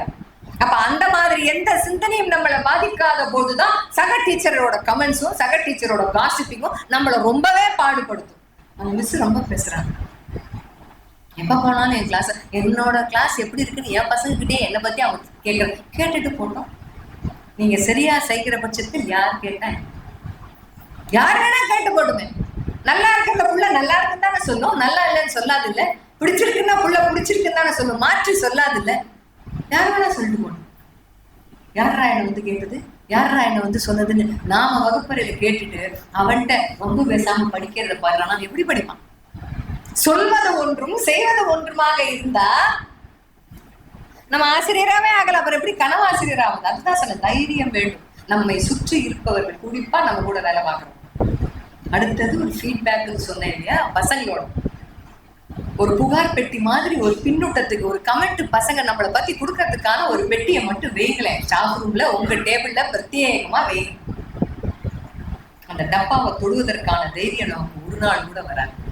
வகுப்பறையில போய் ஒரே ஒரு முறை குழந்தைகிட்ட யாரும் பேர் எழுத வேணாண்டா, கிளாஸ் வந்து எப்படி இருக்குன்னு சொல்லி ஒரு 3 மாசம். ஏன்னா நம்ம தான் கையெழுத்து பார்த்தா ஏன் ஜாதகத்தை கண்டுபிடிச்சிடும். இல்ல பேர் எழுத வேணாம்னு சொல்லி ஆனா உங்களோட பெரிய வேற வேற கையெழுத்து எழுதும். இந்த மாதிரி கையெழுத்தே என் கிளாஸ்ல இல்லையன்ற அளவுக்கு ஒத்தொத்தன்னு எழுதுவோம். அது வேற எழுதுனா என் கிளாஸ்ல எப்படி இருக்குது, இதோட பாடம் நான் எடுத்தனே இந்த விதம் எப்படி இருக்குன்னு எழுதி போடுப்பான்னு சொல்லி ஒரு டப்பாவை போட்டு ஓய்வா இருக்கும் பொழுது இல்ல முடிஞ்சா தைரியம் இருந்தா வீட்டுக்காவது எடுத்துட்டு போய் மொத்தத்தையும் கொட்டி படிங்களை பார்ப்போம். மறுநாள் ஏன்டா பள்ளிக்கூடம் வரும்? ஆமாமா அது இருக்கு, நடந்திருக்கு. இதெல்லாம் நான் பிராக்டிக்கலா பள்ளிக்கூடங்களுக்கு நான் போன பள்ளிக்கூடங்களை செஞ்சு பார்த்து அந்த ஆசிரியர்கள் சொன்னதன் அடிப்படையில இன்னைக்கு நான் உங்களோட பகிர்ந்துக்கிறேன். என்னை விட மிக அருமையாக இந்த போர்டுல எழுதவே முடியாது, வரைஞ்சு போடவே முடியாதுன்னு நினைச்சிட்டு ஒரு கிளாஸ்ல வந்து முடிச்சுட்டு வந்து உட்காந்துருப்போம் பாத்தீங்களா? அந்த கமெண்ட்ல பேப்பர்ல எழுதிருப்பேன், அந்த தேதியில் நீங்க எழுதுறது கையெழுத்து கண்ணே தெரியல, நான் பின்னாடி இருந்தேன் தெரியுதான்னு நீங்க என்ன கேட்கவே இல்லையாப்பா. அப்போ அதெல்லாம் கூட கேட்கணுமா? சின்ன சின்ன விஷயம். இடது பக்கமாவே பார்த்து பாடம் நடத்துனீங்களே மிஸ், நான் உங்களையே பார்த்துட்டு வலது பக்கம் உட்காந்து என்ன பார்க்கவே இல்லையம்மா, உங்களுடைய கண் என்னை பார்க்காதான்னு ஏங்குற குழந்தை எத்தனை இருக்கு தெரியுமா வகுப்பறையில? பார்க்கும். நீங்க ஒரு தடவை பாத்தீங்கன்னா அப்படி தலையாட்டும். ஆமா மிஸ் நம்ம கூடயே ஓடி வரும். அது ஒரு நாள் வரலன்னா நமக்கே பாடம் எடுக்க மாட்டேன். நம்ம பாருக்காக ஏங்குற குழந்தை நிறைய இருக்கு சொல்லும். நீங்க 2 முறை இந்த ப்ரொனன்சியேஷனை தப்பா உச்சரிச்சிங்க மிஸ்ன்னு எழுதியிருப்பான் கமெண்ட். எழுதியிருந்தா ஒரு பையன். அப்ப அந்த ஆசிரியர் என்னன்னா, நான் என்னுடைய உச்சரிப்பை நான் கொஞ்சம் மாத்திக்க வேண்டியது. குழந்தை சொல்லுது, அதுக்காக குழந்தைக்கு எல்லாம் தெரியுமான்னு இல்ல, அதுக்கு தெரிஞ்ச ஏதோ ஒரு சின்ன விஷயத்துல நாம தப்பு பண்ணிட்டோமா இல்லையா? நம்மள தப்பே பண்ணாத ஒரு கண்ணாடியா அது பாக்குது. அப்படித்தான் பார்க்கும். நீயே தப்பு பண்ணினா வா, நம்ம 2 பேரும் ஒன்னா பக்கத்துல உட்காந்து படிக்கலாம். நீயே மேல நிக்கிற, நான் ஏன் கீழே உட்காந்துருக்கேன், கேட்குமா கேட்காதா? அப்படித்தான் நம்மள குழந்தை பார்ப்பான். அந்த ஃபீட்பேக் வித்தியாசமா இருக்கும். உங்க குரல் அன்னைக்கு நல்லா இல்லை. ஒரு பொண்ணு எழுதிருந்தது, நீங்க அன்னைக்கு பண்ணிட்டு வந்த ட்ரெஸ் என்ன பாடத்தை கவனிக்கவே விடல, நல்லாவே இல்லை மிஸ். இதெல்லாம் எழுதுமா, இதெல்லாமா கவனிப்பீங்க? இதைத்தான் வெள்ளக்கார சொல்றான். உளவியல் ரீதியாக குழந்தைய முதல்ல போய் அணுகு, அதோட மனசுல இடத்த பிடி. நீ சொல்லி கொடுக்காமலேயே அது பாடத்தை புரிஞ்சுக்கும். எனக்கு சொல்லி கொடுக்குற ஆளை எந்த விதத்திலுமே எனக்கு இணக்கமா இல்லைன்னா நீ எப்படி நீ சொல்றத நான் கேட்பேன். அப்ப ஃபீட்பேக் வாங்குற தைரியம் இந்த வாட்டி நீங்க ஒரு தடவை ட்ரை பண்ணி பாருங்க. ஃபீட்பேக்ல தப்பா ஏதாவது எழுதினே அப்படி சொல்லக்கூடாது. வெயில அவன் என்ன தோணுதோ எழுதிட்டு. ஏன் தெரியுமா? இந்த வகுப்பறையில் என் மனதில் பட்டதை தைரியமாக என்னால் சொல்லக்கூடிய சூழலை இந்த ஆசிரியரோ ஏற்படுத்துறாங்கன்ற எண்ணம் வரும்போதுதான் அவன் ஓப்பன் ஆவான். பேசும் குழந்தை எல்லாம் பேசாது. ஸ்ரீலங்கன் ஸ்டூடெண்ட் ஒருத்தர் தான் நான் எடுத்த வகுப்புல, பிரதீபன் அவன் பேரு. அவங்க அப்பாலாம் இலங்கையில தான் இருக்கிறாரு, ஏதோ வேலை பார்த்துட்டு இருக்கிறாரு. அவங்க அம்மா இங்க படிப்புக்காக நாங்க இங்க வந்துட்டோம். பேரண்ட்ஸ் டீச்சர்ஸ் மீட்டிங் வரும்போது எல்லாம் அவங்க அம்மா சொன்னது, அவங்க அம்மா இதே ஸ்லாங்ல பேசுவாங்க. காலையில் எழுப்ப மாட்டேன் என்கிறார் அப்படின்வாங்க. நான் எதுக்கு மிஸ் எழுப்பணுமா? உடனே நீ எழுப்பினா தானப்பா பள்ளிக்கூடம் வருவேன், படிப்பேன். ஒரு ஆட்டோ ஓட்டினேன் என்றால் என்னால் வாழ்க்கையை நடத்த முடியும் தானே அப்படின்னு கேட்டான். ஆட்டோ ஓட்டி நீ எப்படிப்பா வாழ்க்கையை நடத்துவ? படிக்க வேண்டாமா? நான் படித்து வேலைக்கு போய் வாங்குகிற சம்பளம் ஆட்டோ ஓட்டி வாங்கி கொள்கிறேன். என் அம்மா இதையே தான் கதைத்து கொண்டிருக்கிறான். அவன் ஒரு மாதிரி பேசுறான், அவங்க அம்மா ஒரு மாதிரி பேசுறான். புரிஞ்சிக்கவே முடியல. ஆனா பிரதீபன் வாழையே தரகால என் கிளாஸ்ல இவன் மனசு ஏன் இப்படி எல்லாம் பேசுறேன்? என் அப்பா பொறுப்பு இல்லாமல் இருக்கிறார், என்னை மட்டும் என் பொறுப்போடு இருக்க சொல்கிறார்கள்னு கேட்டான். ஒரு குழந்தை வகுப்புல பேசாம இருக்குன்னா உளவியல் ரீதியா அது எத்தனையோ வேதனை. ஒரு பிரதீபன் உதாரணம், அவ்வளவுதான். பொறுப்பில்லாத அப்பாவை பார்த்து வளர்ற குழந்தை பள்ளிக்கூடத்துல வந்து படிச்சு நான் பெரிய ஆளாம் எல்லா குழந்தையும் அப்படி நினைக்காதுமா. அப்ப அந்த மாதிரி குழந்தைய கையை பிடிச்சி அப்படி இல்லடா ராஜா அப்படின்னு யார் கூட்டிட்டு போவா? யார் கூட்டிட்டு போவா? நீங்க தான் கூட்டிட்டு போவா. நீங்க கரெக்டா அதுக்கு வகுப்பறையில வரணும். புதுசா நீங்க அதுக்கு படிக்கணும். மனசை திறந்து விசாலமா இருந்தா தான் ஐயோ இந்த குழந்தை கவலைப்படுத்துக்கு ஏதாவது நான் ஒண்ணு பண்ணி ஆகணுமே, இந்த வருஷத்தை முடிச்சு இதை வெளியில போறதுக்குள்ள என்னால் ஆனது இதை கரை சேர்க்க நான் என்ன பண்ணுவேன்? இந்த வேதனை இருக்கும் பொழுது உங்களுக்கு வேற எந்த சிந்தனையும் வராது, வேற பேச்சு ஓடாது. அப்படி இருப்பவர்களால் மட்டும்தான் கனவாசிரியராக இருக்கும். டீச்சர்ஸ் டே அன்னைக்கு நேற்றுக்கு அந்த பையன் என்கிட்ட பேசினான். பையனோட பேர் சொல்ல வேண்டாம், பாவம். முதல் வருஷம் வேலைக்கு சேர்ந்து 4 மாசத்துல டீச்சர்ஸ் டே வந்தது. எல்லா பசங்களும் கிளாஸ்ல கிஃப்ட் ஒரு டீச்சருக்கும் எல்லாம் கொண்டு வந்து கொடுத்தாங்க. நான் கிளாஸ் டீச்சர், 7ஆம் கிளாஸ் பி செக்ஷனுக்கு டீச்சரா இருந்தேன். கிஃப்ட் கொண்டு வந்து அதாவது பேப்பர்ல வரைஞ்சது, டு த பெஸ்ட் டீச்சர், எங்க புது டீச்சர் பிடிச்சிருக்கு என்னென்னமோ எழுதி கொடுத்தான். நான் சொல்றேன், அந்த பர்டிகுலர் பையனுக்கு அப்பா கிடையாது, ரொம்ப ஏழ்மை. அம்மா ரயில்வே கேன்டீன்ல தட்டு பிளேட் எடுக்கிற வேலை பாக்குறாங்க. அவங்க அப்பா ரயில்வேல வேலை பார்த்ததுனால அந்த கருணை அடிப்படையில அவங்க அம்மாக்கு கிடைத்த வேலை. எல்லாரும் கிஃப்ட் கொடுத்துட்டாங்க. அந்த பையனை கிளாஸ், அது லஞ்ச் டைம், கீழே மேலே பசங்க ஓடி விளையாட அந்த பையனை காணும். லஞ்ச் முடிச்சு முதல் பெல் அடிச்சோடனே மூச்சரைக்கு அந்த குழந்தை ஓடி வந்தான். ஹாப்பி டீச்சர்ஸ் டே மிஸ்ன்னு ஒரு வாட்ச் ப்ரெசென்ட் பண்ணான். அந்த வாட்ச் அப்ப 500 ரூபாய் வேலை. இந்த பிளாஸ்டிக் கேஸ் போட்ட வாட்ச் நல்லா ஓடும். சொனாட்டா வாட்ச்ன்னு நினைக்கிறேன். அது 500 ரூபாய் மதிப்புள்ள வாட்ச், சின்ன வாட்ச், டயல் சின்ன டயலாக வந்து எனக்கு உங்களுக்கு ரொம்ப பிடிச்சிருக்கு மிஸ், ஹாப்பி டீச்சர்ஸ் டேன்னு சொன்னா நீங்க எப்ப கட்டிக்கணும் அப்படின்னா, என்னோட வாட்ச் இருக்குடா ராஜா நான் கட்டிக்கிறேன், நாளைக்கு கட்டிட்டு வரேன்னு சொன்னேன். வகுப்பு தொடங்கியாச்சு. 1/4 மணி கழிச்சு ஒருத்தர் கிளாஸ்க்கு வர்றாரு. மிஸ் அந்த பையனோட பேரை சொல்லி, உங்க கிளாஸ் தானே, உங்க செக்ஷன் தானே? சொல்லுங்க சார், என் கிளாஸ் தான். அவரு எங்க ஸ்கூல்ல அதே கேம்பஸ்ல கீழே ஃபேன்சி ஸ்டோர் வச்சிருக்கிறவர். சொல்லுங்க சார். ஒரு வாட்சை திருடிட்டு வந்துட்டான் இந்த பையன் அப்படின்னாரு. அவன் எழுந்து நிக்கிறான். அவனுக்கு கண்ணில் தண்ணியும் வருது. இந்த ஆள் இங்க வந்து போட்டு உடப்பானாடா அப்படின்ற மாதிரி ஒரு வேதனை. சார் என்ன சார் சொல்றீங்க? எனக்கு இது கிஃப்ட் போனது இப்பதான் சார் டீச்சர்ஸ் டேக்கு கொடுத்தான் இந்த வாட்சை. ஐயோ மிஸ், அது உங்களுக்கு கொடுக்கறதுன்னு தெரிஞ்சிருந்தா நான் அவனுக்கு கடனுக்காக கொடுத்துருவேன். திருடிட்டு ஓடி வந்துட்டான் மிஸ். நான் கவுண்டர்ல இருக்கும்போது இந்த வாட்ச் எவ்வளவு விலைன்னு கேட்டா அவனையும் காணும் வாட்சையும் காணும். இந்த கிளாஸ் தான் தெரிஞ்சுதான் மிஸ் நான் ஓடி வந்தேன் அப்படின்னு சொன்னார். சார் என்ன சார் விலை இந்த வாட்ச்? 500 ரூபான்னாரு. டீச்சர்ஸ் டே அன்னைக்கு 500 ரூபா காசு கொடுத்து கிஃப்ட் வாங்கிட்டு ஒரே ஆள் நான் வாங்கிட்டேன். குழந்தைய ஒன்றும் சொல்லலை. 4 பேர் முன்னாடி ஏன்டா இப்படி பண்ண கண்ணான்னு சொன்னா அவனுக்கு பதில் சொல்ல தெரியல. அழுதான். மிஸ் எனக்கு உங்களை ரொம்ப பிடிக்கும், காசு இல்லை, நான் ஃபீஸே 3 மாசம் கட்டலன்றது எனக்கு தெரியும். அப்புறம் ஏன்பா அதை கொடுத்து எல்லாரும் கொடுக்கும்போது நான் கொடுக்காம இருந்தா ஒரு மாதிரியா இருக்கு, எனக்கு பயமா இருக்கு, எங்க வீட்டுல சொல்லிடாதீங்கன்னு சொன்னேன். நல்ல வேலையில இருக்கும், மிகப்பெரிய வேலையில இருக்கும். மிஸ் வாட்ச் வாங்கி தரட்டுமா அப்படின்னு கேட்டான். இல்லப்பா வாட்ச் எல்லாம் வச்சிருக்கிறேன். இல்லம்மா அது மறக்கவே முடியாது. அவன் என்ன சொன்னான்னா 4 பேர் முன்னாடி திருடினேடான்னு சொல்லி திட்டலை பார்த்தீங்களா மிஸ், தேங்க்ஸ். நான் சொன்னது அது ஒண்ணுதான். நான் சொன்னது அவ்வளவுதான். 4 பேர் முன்னாடி திட்டினேன், திருடினே, நீ திருடிட்டடா வாட்சேன்னு சொல்லி. நேற்று வீட்டுல கூட சொல்லிச்சு, இன்னும் மறக்க. எப்ப போன் பண்ணாலும் நல்லா இருக்கீங்களா கேட்கிறேன். நேற்று கரெக்டா வாட்ச் வாங்கி தரட்டுமா மிஸ்? நான் சொல்றேன் வாங்கி தரந்தா வாங்கிக்கிறேன். வேற என்ன சொல்றதா? நீங்க திருடினேன்னு சொல்லல இல்ல மிஸ், தேங்க்ஸ் மிஸ். பெரிய வேலையில இருக்கான். அவனுக்கு 2 பசங்க இருக்கு, சந்தோஷமா இருக்கு. அப்படித்தான் அவனுக்கு நான் இன்னும் ஞாபகத்துல இருக்கேன்னா அந்த பிள்ளைய நான் திருடன்னு சொல்லல. அம்மா அது தெரிஞ்சு செய்தோ தெரியாம செய்தோ, நாம நிறைய தப்பு செய்வோம்ல வகுப்பறையில. நம்மள யாராவது ஒரு சொல் சொன்னா தாங்கவே முடியாது. நாம இருக்கிற வரைக்கும் அந்த வார்த்தை போட்டு பிரட்டி வாங்க சொல்லாதீங்க. அதுக்கு அது தவத்தில் சிறந்த தவம் வாயை அடக்குவது, வார்த்தையை அடக்குவது, நாக்க கட்டுப்படுத்துறது. அது இந்த பணியில இருக்கிறவங்களால மட்டும்தான், இந்த நிலையில இருக்கிறவங்களால மட்டும்தான் முடியும். அது நிறைய பசங்க நீங்க சொல்றதுதான் ரைட்டு, எங்க மிஸ்ஸுக்கு தெரிஞ்சது உனக்கு தெரியாதுன்னு சொல்லும். வீட்டுல போய் சொல்லுமா சொல்லாத, எங்க மிஸ் சொல்றதுதான் கரெக்ட். நாம அப்பட்டமா தப்பாவே சொல்லியிருந்தாலும் அந்த உலகத்துல அதை பொறுத்த வரைக்கும் சரியா சொல்றான். நாம ஒருத்தர் தான் எங்க மிஸ்ஸுக்கு தெரிஞ்சது உனக்கு தெரியுமா அப்படின்னு. அப்ப அது நம்மளை எங்கேயோ வச்சு பாக்குது இல்லை. அதனால ஒரு வார்த்தை, ஒரு சொல் கொல்லும், ஒரு சொல் வெல்லும், ஒரு சொல் ஆக்கும், ஒரு சொல் அழிக்கும். தயவு செய்து உங்கள் வாயிலிருந்து வருகிற வார்த்தைகள். ஏன்னா இங்க இருக்கிற மத்த எல்லாருக்கும், இங்க சுத்தி இருக்கிற எல்லாருக்கும் டீச்சர் ஆகக்கூடிய பாக்கியமே கிடைக்காது, உங்களுக்கு மட்டும் கிடைச்சிருக்கு.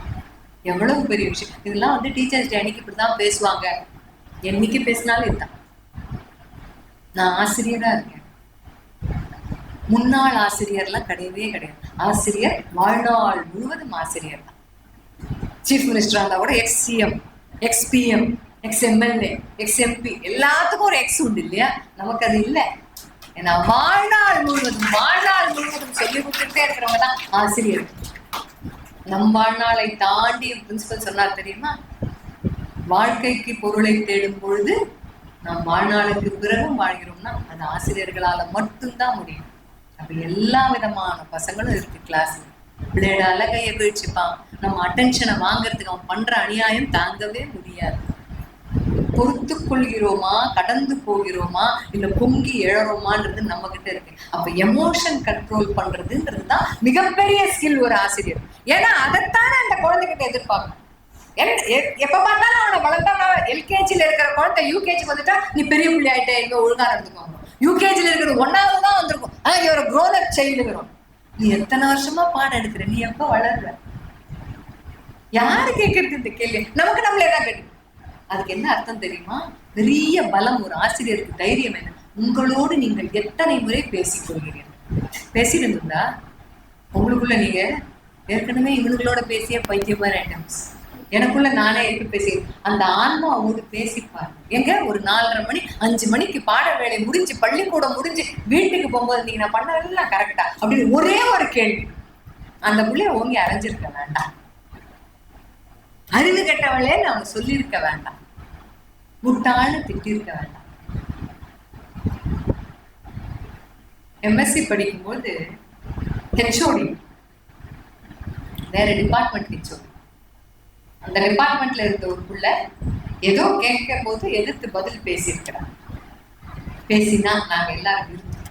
அது ஒரு லேப்ல பிள்ளைங்களாம் இப்படி பேசாது. அந்த அம்மா சொன்ன ஒரே வார்த்தை, நல்ல குடும்பத்து பிள்ளைங்க இப்படி எதிர்த்து பேசாது. ஒண்ணுமே சொல்லல அந்த பொண்ணு. மறுநாள் அவங்க அம்மா அப்பா 2 பேரும் வந்தாங்க. என்ன குழந்தை மாதிரி அம்மா அப்பாவெல்லாம் கூட்டிட்டு வந்துட்டேன். ஹெச்ஓடி கேட்கறாங்க. அப்பவும் அவங்க செஞ்சதை உணரலை. நான் நல்லா படிக்கலன்னு சொல்லுங்க மிஸ், புத்தி இல்லைன்னு என்ன எதை வேணா சொல்லுங்க, என் குடும்பத்தை பத்தி பேச உரிமை கிடையாது. நான் அதை எதிர்த்து எல்லாரும் முன்னாடி பேசக்கூடாதுன்னு தான் எங்க அம்மா அப்பா சொல்லி கொடுத்துருக்காங்க. அதனால இன்னைக்கு எங்க அம்மா அப்பாவோட வர தயவு செய்து அவங்ககிட்ட மன்னிப்பு கேளுங்கன்னு சொன்னேன். அந்த பொண்ணு சொன்னா.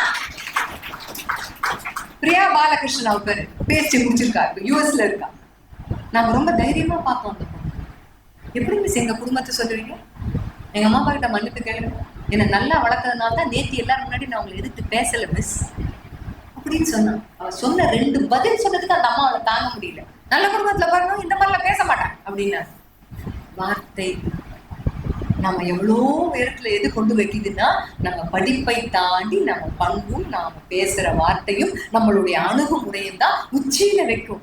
ஒத்த வார்த்தை மொத்தமா போட்டு சுத்தமா உடைச்சிடும். திருப்பி அவன் மனசுக்குள்ள அந்த நம்பிக்கையை வாங்கவே முடியாது. அவன் கிளாஸை விட்டு ஸ்கூலை விட்டே போயிடுவான், வாங்க முடியாது. என்ன ஞாபகம் வரும்? அந்த மிஸ் தானடா மேக்ல நிரம்பே இல்லாம பேசுவேன், அந்த மிஸ்ஸா? அதைத்தான் சொல்லுவேன். எல்கேஜி டீச்சர் யூகேஜி டீச்சரை ஏன் பிடிச்சிருக்கு? பாட்டி மாதிரி, அம்மா மாதிரி, பெரியம்மா மாதிரி. நான் மேடத்தை பார்த்த உடனே சொன்னேன், எங்க காலத்து டீச்சர் மாதிரி இருக்கு. அப்பெல்லாம் எல்கேஜி யூகேஜிக்கெல்லாம் ரொம்ப வயசு கொஞ்சம், நான் 50 வயசு தாண்டினவங்கள தான் டீச்சரா போடுவோம். ஏன்னா ஒரு அம்மாவினுடைய பரிவும் அம்மாவினுடைய பக்குவமும் இருந்தா தான் எல்கேஜி யூகேஜி எல்லாம் பார்த்துக்க முடியும். இப்பெல்லாம் பிஎட் ரிசல்ட் வரதுக்கு முன்னாடியே வந்துடுறாங்களே எல்கேஜி டீச்சரை. என்ன தெரியும்? மொழியில மிரட்டினா அப்படியே அங்க உட்காந்துரும். ஐயோ நீ குடும்பலாட்சி பண்ற வகுப்புல. பேரை சொன்னாலே பெருங்காத்தடிக்கிற மாதிரி பயத்தை ஏற்படுத்துற. அது சைல்ட்ஹுட் ட்ராமா. அதை கேட்க வரல, அதுக்காக காசு கட்டுறான். வலிய வந்து காசு கட்டி ஒரு அம்மாவை பார்த்து 24 மணி நேரம் பயப்படுறதுக்கு எதுக்கு ஒரு குழந்தை வகுப்பறைக்கு வரணும்? அவன் என்ன பண்ண போறோம்? நம்ம சொல்கிற வார்த்தையும் நம் நடத்தையும் எப்படி நம்மை செதுக்கும். திடீர்னு நாளைக்கே நான் இந்த மாதிரி எல்லாம் மாறிட்டா எல்லாம் கிண்டல் பண்ணுவாங்க, மிஸ் பண்ணிட்டு போட்டோம். யாருக்காக இங்க வேலைக்கு வந்திருக்கீங்கம்மா? நிறைய பேர் இந்த வேலையை ஏன் சூஸ் பண்ணோம்னு கேட்டா விசித்திரமான பதில்கள் எல்லாம் வரும். உள்ள படிக்கிறான் அப்படியே நானும் வந்துட்டு போலான்னு ஒரு டீச்சர் வேலைக்கு போட்டேன் மிஸ். வீடு பக்கத்துல இருக்கு பாருங்க அதனால வந்தேன். லீவு கிடைக்கும் பாருங்க அதனால வந்தேன். வேற வேலைக்கெல்லாம் அப்ளை பண்ணணுங்க, கிடைக்கல, இதை வந்துட்டேன். ஒரு குழந்தையோட வாழ்க்கையில மாற்றம் ஏற்படுத்த முடியும்ன்ற நம்பிக்கையில வந்தேன் அப்படின்னு சொல்லக்கூடிய விழுக்காடு ரொம்ப கம்மி. இங்க இருக்கிறவங்கள யாரும் கணக்கெடுத்து அப்படி உங்களை நெருடல்ல கொண்டு போய் விட விரும்பவே இல்லை. ஒரு குழந்தையோட வாழ்க்கையில மாற்றம் ஏற்படுத்த முடியுமா? என்னோட வார்த்தை ஒரு மாற்றத்தை ஏற்படுத்தலாம், என் நடத்தை ஒரு மாற்றத்தை ஏற்படுத்தலாம், என்னுடைய செய்கை ஒரு மாற்றத்தை ஏற்படுத்தலாம், என்னுடைய ஒரு கண் பார்வையோ முதுக தட்டி கொடுக்கறதோ தலையை தடவி கொடுக்கறதோ ஏதோ ஒண்ணு அவனோட வாழ்க்கையில மாற்றம் ஏற்படுத்தும்ன்ற நம்பிக்கையில தான் இந்த வேலைக்கு நான் வந்திருக்கேன்னு சொல்லக்கூடிய விழுக்காடு ரொம்ப கம்மி. சொல்ல மாட்டாங்க, ஏன்னா அதுக்கு அவங்க வரல. இன்னும் கொஞ்சம் பேர் சொல்லுவாங்க, வேற ஸ்கூல்ல இருந்தேன், இங்க பேக்கேஜ் நல்லா இருக்கு அதனால வந்தேன். ஐயோ பேக்கேஜ்ல வேலை பார்க்கறதா இருந்தா தயவு செய்து இந்த வேலையை விட்டுடும், வீட்லயே விட்டுடும். மிகப்பெரிய கொடுமை. சம்பளத்துக்காக வேலை பார்க்கறது வேற, கூலிக்காக மாறி இருக்கிறதுங்கிறது வேற. செய்யக்கூடாது. எத்தனையோ ஆசிரியர்கள் சம்பளம் இல்லாட்டியும் பரவாயில்லன்னு வேலை பார்க்கறவங்க இருக்காங்க. காலையில வேற ஒரு நிறுவனத்துல வேலை பார்த்துட்டு படிக்க முடியாத குழந்தைகளுக்கெல்லாம் வீட்டுல சின்னதா பள்ளிக்கூடம் வச்சு நடத்துறவங்க இன்னும் இருக்கிறாங்க. பாடம் காசு வாங்காமலேயே. கனவு ஆசிரியர்கள்லாம் அவங்க ஞாபகம் வச்சுக்கணும். மெயின் ஸ்ட்ரீம்ல ஸ்கூல்ல வேலை பார்க்கறவங்களை தாண்டி இந்த கனவு ஆசிரியர் அப்ளிகேஷன் எத்தனையோ இடத்துல இருந்து வராங்கம்மா. நம்ம அதை ஞாபகம் வச்சுக்கணும். வருஷம் சிறந்த ஆசிரியருக்காக அரசுல இருந்து அவார்டு கொடுக்குறாங்க தெரியுமா? எத்தனையோ சவால்களை தாண்டினவங்களா இருக்கலாம், அதுல வேற என்னென்னமோ இருக்கலாம். அவார்டு வாங்குறவங்க மட்டுமே கனவு ஆசிரியர் கிடையாது. அவனும் மானசீகமா கடவுளா மனசுக்குள்ள வச்சுக்கிட்டு இருக்கான் பாத்தீங்களா, அதுதான் அவார்டு, ஒரு சிறந்த அவார்டு. துஷ்டரை கண்டா தூர விலகுன்னு என்னைக்காவது குழந்தை நம்மள வாழ்நாள்ல எதிர்காலத்துல பார்த்துட்டு ஐயோ இந்த மிஸ்ரா அப்படின்னு ஓடினா அதை விட கொடுமை வாழ்க்கையில ஒண்ணுமே. தேடி ஓடி வந்து மிஸ் நீங்க எனக்கு எல்கேஜில எடுத்த மிஸ் நான் ஏன்டா உங்களுக்கு என்ன ஞாபகம் இருக்காது மிஸ், எனக்கு உங்களை ஞாபகம் இருக்குன்னு ஓடி வருது பாத்தீங்களா, அன்னைக்கு தான் உங்களுக்கு நிஜமான அவார்டு. ஒரு ஆசிரியர் ஞாபகம் வச்சிருக்கான் அவனுக்குள்ள, என்ன ஞாபகம் வச்சிருக்கான் பாத்தியா, அதுதானே ஒரு சிறந்த அவார்டா இருக்கு. வேற என்ன இருக்க முடியும்? அப்ப நம்மளுடைய வார்த்தை திருப்பி திருப்பி திருப்பி அதையே சொல். வார்த்தை, அணுகுமுறை. அவனே ஏதோ தப்பு பண்ண, என்ன தப்பு பண்ண கத்தி போய் கேட்கறது போல கொஞ்சம் குரலை ஏன்டா நீ இப்படி பண்ணவே மாட்டியே, உடஞ்சு அழுவான் தெரியுமா? அதுதான் நிதர்சனம். அப்ப எதையும் உங்ககிட்ட பாக்குறான், இவள்கிட்ட போனா ஒரு தீர்வு உண்டு, இவன் அழைச்சுப்பான், என்ன திட்ட மாட்டான், அடிக்க மாட்டான், மத்தவங்க மாதிரி எதையும் சொல்லி காமிக்க மாட்டான் அப்படின்னு உள்ள வருவான். உங்ககிட்ட வருவான் தெரியுமா? ஒரு மிகப்பெரிய பள்ளியில சென்னையில கடிதம் எழுதி வச்சுட்டு தப்பான முடிவெடுத்த ஒரு குழந்தையினுடைய கடிதத்தை பிரிச்சு பார்க்கும் பொழுது மனசு விட்டு பேசுவதற்கோ நான் சொல்வதை மனம் திறந்து கேட்பதற்கோ இந்த பள்ளிக்கூடத்தில் ஒரு ஆசிரியரும் இல்லாததும் ஒரு காரணம் இந்த நான் முடிவெடுக்கிறதுக்குன்னு மொட்டையா அந்த குழந்தை எழுதி வச்சுட்டு போயிட்டாங்க. எத்தனை ஆசிரியர்கள் அதுக்காக பொறுப்பெடுத்திருப்பாங்கன்றீங்க? பள்ளிக்கூடங்களுக்கு நிறைய போய் இந்த மாதிரி டீச்சர்ஸ்க்கு பாடம் எடுக்கும்போது அந்த பள்ளிக்கூடத்துல நடந்த சம்பவமாக இதை சொன்னாங்க. நான் அதை கேள்விப்பட்ட அடிப்படையில எங்க போயிருந்தேன். மனசு விட்டு பேசுவதற்கு குழந்தைங்க ஏங்கிட்டு தான் இருக்கு. மனசை திறந்து காதை திறந்து கேட்பதற்கான ஆசிரியர்களாக நாம் இருக்கிறோமா? கொஞ்சம் பாடம் எடுக்க தள்ளிதான் போகும். 40 நிமிஷத்துல ஒரு 5 நிமிஷம் நாம என்னவா இருப்போம்? அந்த குழந்தைக்கு ஒரு தேவதையா இருக்குமா, ஒரு அம்மாவா இருக்குமா, முகமே தெரியாத ஏதோ ஒரு அசிரீரியா இருக்குமா, தெரியாது. ஆனால் நீங்கள் ஏதாவோ இருந்தால் மட்டும்தான் மிச்ச நேரத்துல அவனா இருக்க முடியும். இல்லைன்னா அவனால இருக்கவே முடியாது. அவனுக்குள்ள இருக்கிற ஒரு மிருகமோ அவனுக்குள்ள இருக்கிற ஒரு மனுஷனோ முழுசா வெளிப்படணும், முழுசா அதை தன்னை மாத்திக்கணும்னு சொன்னா உங்களுக்குள்ள இருக்கிற அந்த தெய்வத்தன்மை வெளியில வரணும். முடியுமா? வெளில எப்ப அடிக்கும்னு பார்த்துட்டு இருக்கிற டீச்சரால அது முடியாது. எனக்கு எத்தனை ஃப்ரீ பீரியட் இருக்கிற டீச்சரால அது முடியவே முடியாது. 4 மணிக்கு எப்படா முடியும் வீட்டுக்கு ஓடலான்னு இருக்கிற டீச்சரால அது முடியவே முடியாது. உபரி வகுப்புகள்னு சில பேர் எடுப்பாங்க, கோச்சிங் கிளாஸஸ் வலிய போய் எடுப்பாங்க. காசு வேண்டாம், அவனுக்கு டீ பிஸ்கட் வாங்கி கொடுத்து எடுக்கிறவங்கள நான் பார்த்திருக்கேன். முடியாது சார், ஃபீஸ் கட்டவே தடுமாறுறான். கொஞ்சம் மெதுவா தான் வரும்.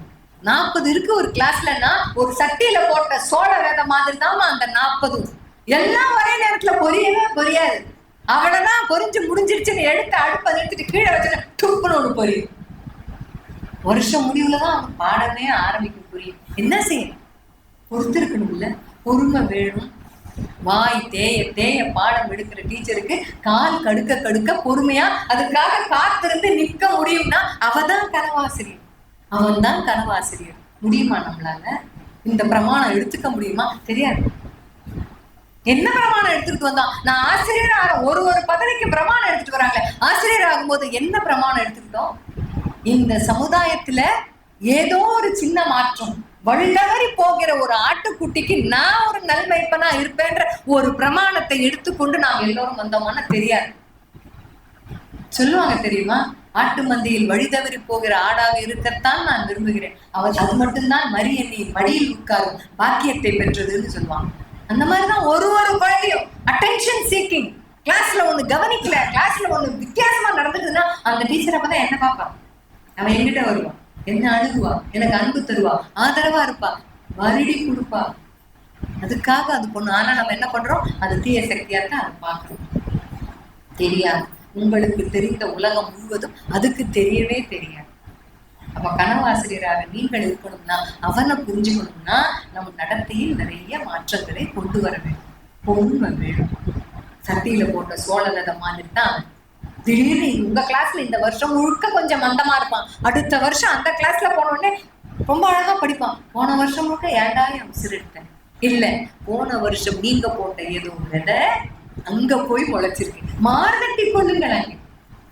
என்ன, நான் ஏதோ இதுக்கு உரம் போட்டிருக்கேன்ல, என்னமோ உரம் போட்டிருக்கேன், அது அங்க போய் முளைக்குது. அதான் பெருமைமா. எந்த ஒரு விளையாட்டுலயுமே கோச்சுக்கு அவார்டு கொடுக்க மாட்டாங்கம்மா, பிளேயருக்கு தான் அவார்டு.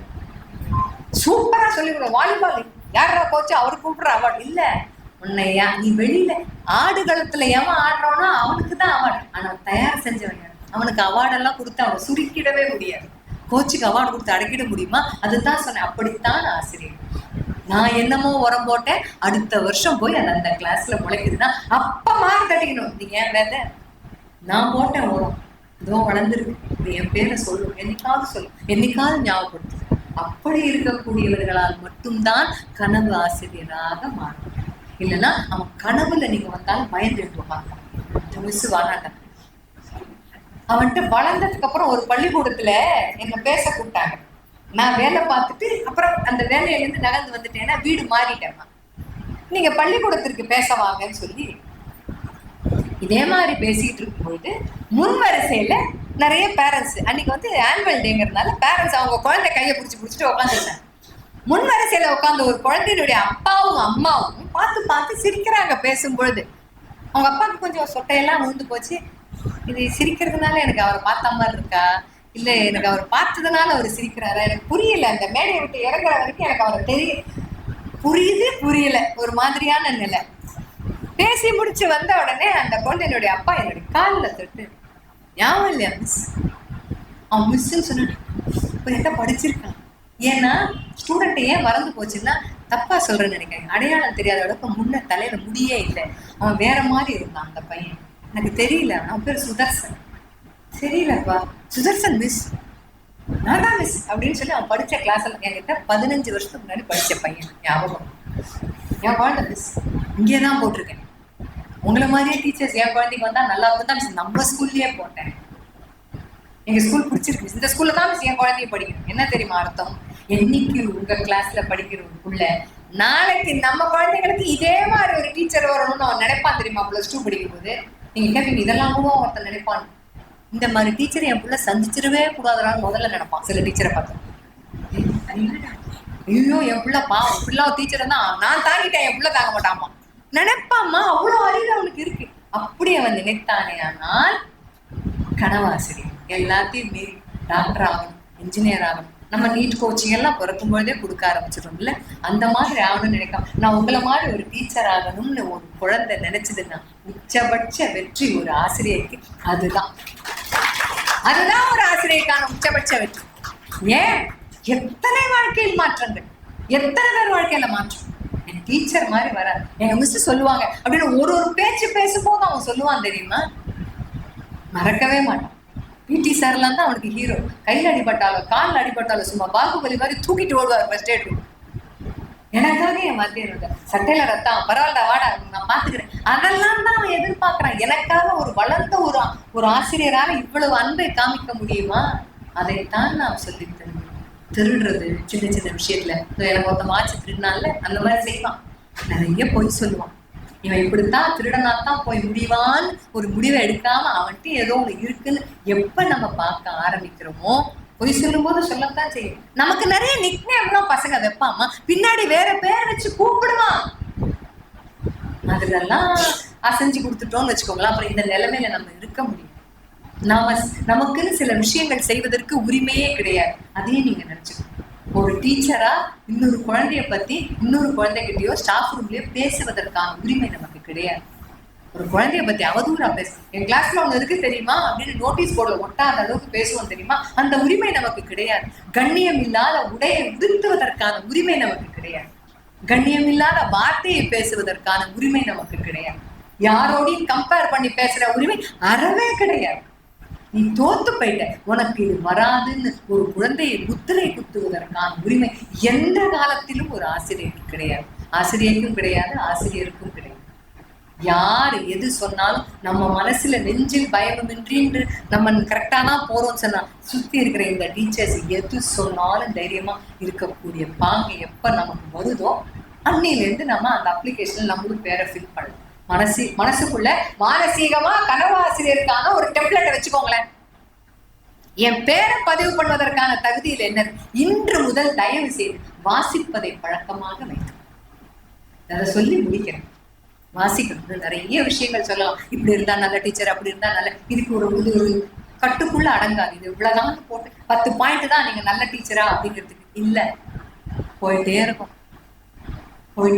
தெரிஞ்ச வித்தைய குழந்தைகிட்ட சொல்லி கொடுத்துட்டு நம்மளையே குழந்தை மிஞ்சும் பொழுது சந்தோஷப்படுகிற ஒரு வேலை இருக்குன்னு சொன்னா அது ஆசிரியர் வேலை மட்டும்தான். என்ன விட விஷயத்த புரிஞ்சுக்கிறான், என்ன விட புத்திசாலியா இருக்கான்னு பொறாமப்படாத ஒரே ஒரு நிலை இருக்கக்கூடும். அது வேலையா கூட பார்க்கலாம். அது ஒரு நிலை, இது ஒரு தெய்வ நிலை, இது ஒரு தேவ நிலை. இருக்க முடியும்னா ஆசிரியராக மட்டும்தான் அப்படி இருக்க முடியும். அது எப்ப வரும்? நம்மளுடைய பார்வை எப்போது விசாலமாகும், மனசு எப்ப அகண்டு பெருகும்னா வாசிக்கணும், படிக்கணும். நிறைய புத்தகங்கள். ஏன் படிக்கணும்? பாடவேளை அல்லாத நேரத்துல அந்த குழந்தையோட பேசுவதற்கான சம்பாஷணைக்கு என்ன கரு இருக்கு உங்ககிட்ட? விஷயங்கள் இதுதான். படிக்கணும், நிறைய படிக்கணும். மலைப்பூன்னு ஒரு புத்தகம் இருக்கு, குழந்தைக்காக எழுதி. குழந்தை இலக்கியங்கள் ரொம்ப கம்மியா இருக்கு, ஆனா இருக்கிறத கொஞ்சம் தேடி படி. கனவு ஆசிரியர் படிங்க. இது யாருடைய வகுப்பறை? அந்த புஸ்தகத்தை யாராவது படிச்சிருக்கீங்களா? தெரியல. ஆயிஷா நடராசன் எழுதிய புஸ்தகம், இரா நடராசன். ஆயிஷா, அந்த புத்தகத்தை யாராவது படித்ததுண்டா? ஆசிரியர்களாக இருக்க தகுதியானவர்கள் அடிப்படையில் இந்த புத்தகங்களையாவது படித்திருக்க வேண்டும்னு இருக்கு. ஆயிஷான்னு ஒரு புத்தகம் 27 பக்கம், தயவு செய்து படி. இது யாருடைய வகுப்பறை? அதே ஆயிஷாவை எழுதின புத்தகம், அதை படியுங்கள். கனவு ஆசிரியர் ஒரு புத்தகம் இருக்கு. என்னை ஏன் டீச்சர் ஃபெயில் ஆக்கினீங்கன்னு ஒரு புத்தகம் இருக்கு. படியுங்கள், வாங்கி படி. நம்ம வகுப்புல சொல்ல முடியாம தவிக்கிற எத்தனை குழந்தைகளுடைய ஒரு குரலாக அத்தனை புத்தகங்களுமே இருக்கு.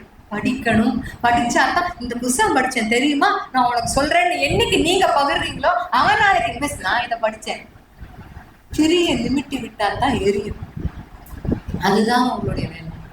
விதைக்கு உரம் போடுறதும் தோட்டக்காரனா இருக்கிறதும் தான் உங்களுடைய வேலை. அந்த விதை வீரிய விதையாக இந்த சமுதாயத்துல வளரணும் அப்படின்னா நாம எல்லாம் வெயிலோ மழையோ லீவு இருக்கா இல்லையோ இதையெல்லாம் பார்க்காமல் நம்மளுடைய கடமைகளை செய்பவர்களாக என்னவா இருக்கீங்கன்னா, நான் ஒரு ஸ்கூல்ல டீச்சரா இருக்கேன் மிஸ், நான் டீச்சரா இருக்கேன். என்னைக்கு பிரின்சிபல் சொன்ன மாதிரி நிமிர்ந்து உட்காந்து நம்ம தோளை தட்டி நம்மளாலேயே சொல்ல முடியுதோ, நாம் செய்கிற வேலையை எப்போது நாம் பெருமையாக பார்க்கிறோமோ அன்னைக்குத்தான் முதல்ல நாமளே நமக்கு உண்மையா இருக்கும். அப்புறம் தான் நம்ம குழந்தைகளுக்கு நாம உண்மையா இருக்க முடியும். இவ்வளவுதான் விஷயம் சொல்வதற்கு. அதனால உங்களுக்குள்ள மாற்றங்கள் ஏதாவது வரணும்னு சொன்னா வாசிப்பிலிருந்து அந்த மாற்றத்தை தொடங்கும். வாசிக்காத 15 நாள் நீங்க எதுவும் வாசிக்கலன்னா நீங்கள் பேசுகிற வார்த்தைகள் ஒவ்வொன்றும் துர்நாற்றமுடைய வார்த்தைகள் தான். இதை ஞாபகம் வச்சுக்கோங்க. இதை ஞாபகம் வச்சுக்கிட்டா தினம் படிக்கலாம். ஒரு நாளைக்கு ஒரு பக்கம், அல்ல வாரம் ஒரு புத்தகம், அல்லது மாதம் ஒரு புத்தகம், நல்ல புத்தகங்கள் லைப்ரரிக்கு போறத பழக்கமா வச்சு படிச்சீங்கன்னா குழந்தைக்கு நீங்கள் அதை விட சிறந்த வழிகாட்டியா இருக்கவே முடியும். அதனால பல விதமா 40 பையன் 40 விதமா இருப்பான். 40 நிமிஷத்துல ஒரு குழந்தைக்கு உங்களால் உச்சபட்சமாக 1 நிமிடம் மட்டும்தான் செலவு பண்ண முடியும். அந்த 1 நிமிடத்தில் அவனுடைய கவனத்தை கவர்பவனாக இருக்கும். பாடம் சொல்லித்தரதா இருக்கும். அவன் மனசை புரிஞ்சுக்கிறவளா இருக்கும். அவங்க எதிர்பார்க்கிற தேவதையாக இருக்கும். சில நேரம் நாம் மெஜிஷியனா கூட இருக்கும். சில நேரம் என்ன பண்றோம்னே தெரியாம இருக்கிற ஒரு பைத்தியகாரத்தனமான வேலை செய்யற மாதிரி தான் இருக்கும். எல்லா கலவையுமாக நாம் என்னைக்கு அந்த 1 நிமிஷத்துல மாற முடியுதோ அந்த ஃபார்ம்ல நீங்க உங்க பேரை எழுத ஆரம்பிக்கலாம். அது வரைக்கும் கனவு ஆசிரியராக ஆவது எப்படின்ற கனவை மட்டும்தான் காண முடியுமே தவிர அந்த டெம்ப்ளேட்ல நம்ம பேரை ஒரு நாளும் எழுத முடியாதுன்னு சொல்லி எல்லாம் வல்ல இறைவன் வருகிற வருஷங்களில் உங்கள் வகுப்புக்கு வரக்கூடிய மாணவர்கள் எல்லாரும் உங்களுக்கு இணக்கமானவனா, நீங்க புரிந்திக்கக்கூடியவர்களா, அவர்கள் வாழ்க்கையில் நீங்கள் நல்ல மாற்றங்களை ஏற்படுத்தக்கூடிய ஆசிரியர்களாக வர வேண்டும்னு சொல்லி இந்த வாய்ப்புக்கு நன்றி பாராட்டுகிறேன். நேற்றைய பொழுது அனுபவம், இன்றைய பொழுது நிச்சயம், நாளைய பொழுது நம்பிக்கை. நம்பிக்கையோடு இருங்கள். நன்றி. நேரம் போனதே தெரியவில்லை எங்களுக்கு. மிக அழகாக உங்களுடைய உரை இருந்தது. எங்கள் மனதை கவரும் வகையில் எங்களுடைய அனுபவங்கள் உங்களுடைய குரலாக ஒழித்தது என்றால் அது மிக அல்ல. மிக மிக அழகாக உங்களுடைய உரை இருந்தது. அடுத்ததாக நம் பள்ளி நிர்வாக குழு உறுப்பினர் திரு சீனிவாசன் அவர்களை பேசுவதற்கு அன்போடு அழைக்கிறோம்.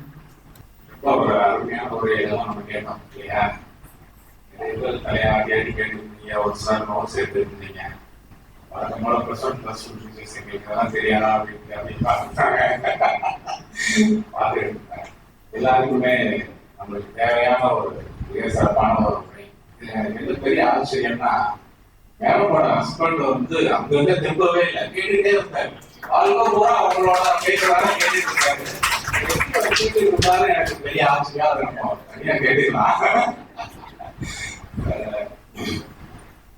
என்னோட கேட்கவே என்னடா அவங்க பேசுனதுக்கு ஒரு தாய் உள்ளத்தோட வேலைக்கு வரணும் அப்படிங்கிறதா கிறிஸ்பா சொல்றாங்க. தாய் உள்ளத்தோட வரணும் அப்படிங்கிறத சொல்றாங்க. கீப் ஆன் இம்ப்ரூவிங், நம்ம அப்படியே பண்ணிட்டே இருக்கணும் அப்படிங்கிறது ஒரு ஃபேக்டர். இன்னொரு பணத்துக்காக வேலை பார்க்காதீங்க அப்படின்னு சொன்னாங்க. நான் பெருமையோட சொல்லிக்க விரும்புறேன்.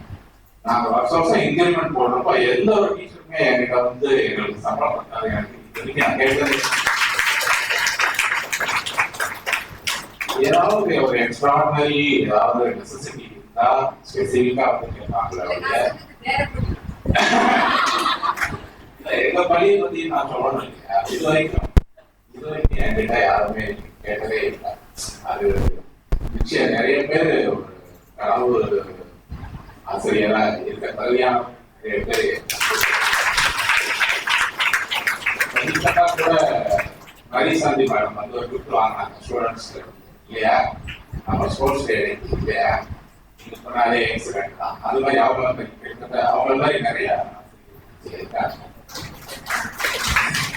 ஸோ என்னோட ரிக்வஸ்ட் என்னன்னா, மேடம் பேசுனதுல வந்து 70% 75% இம்ப்ளிமெண்ட் பண்ணிட்டீங்கனாலே இன்னும் நம்ம நிறைய நம்மளோட பள்ளியை கொண்டு போக முடியும். மிக அருமையான ஒரு அது பேச்சுன்னு சொல்ல மாட்டேன், அறிவுரைன்னா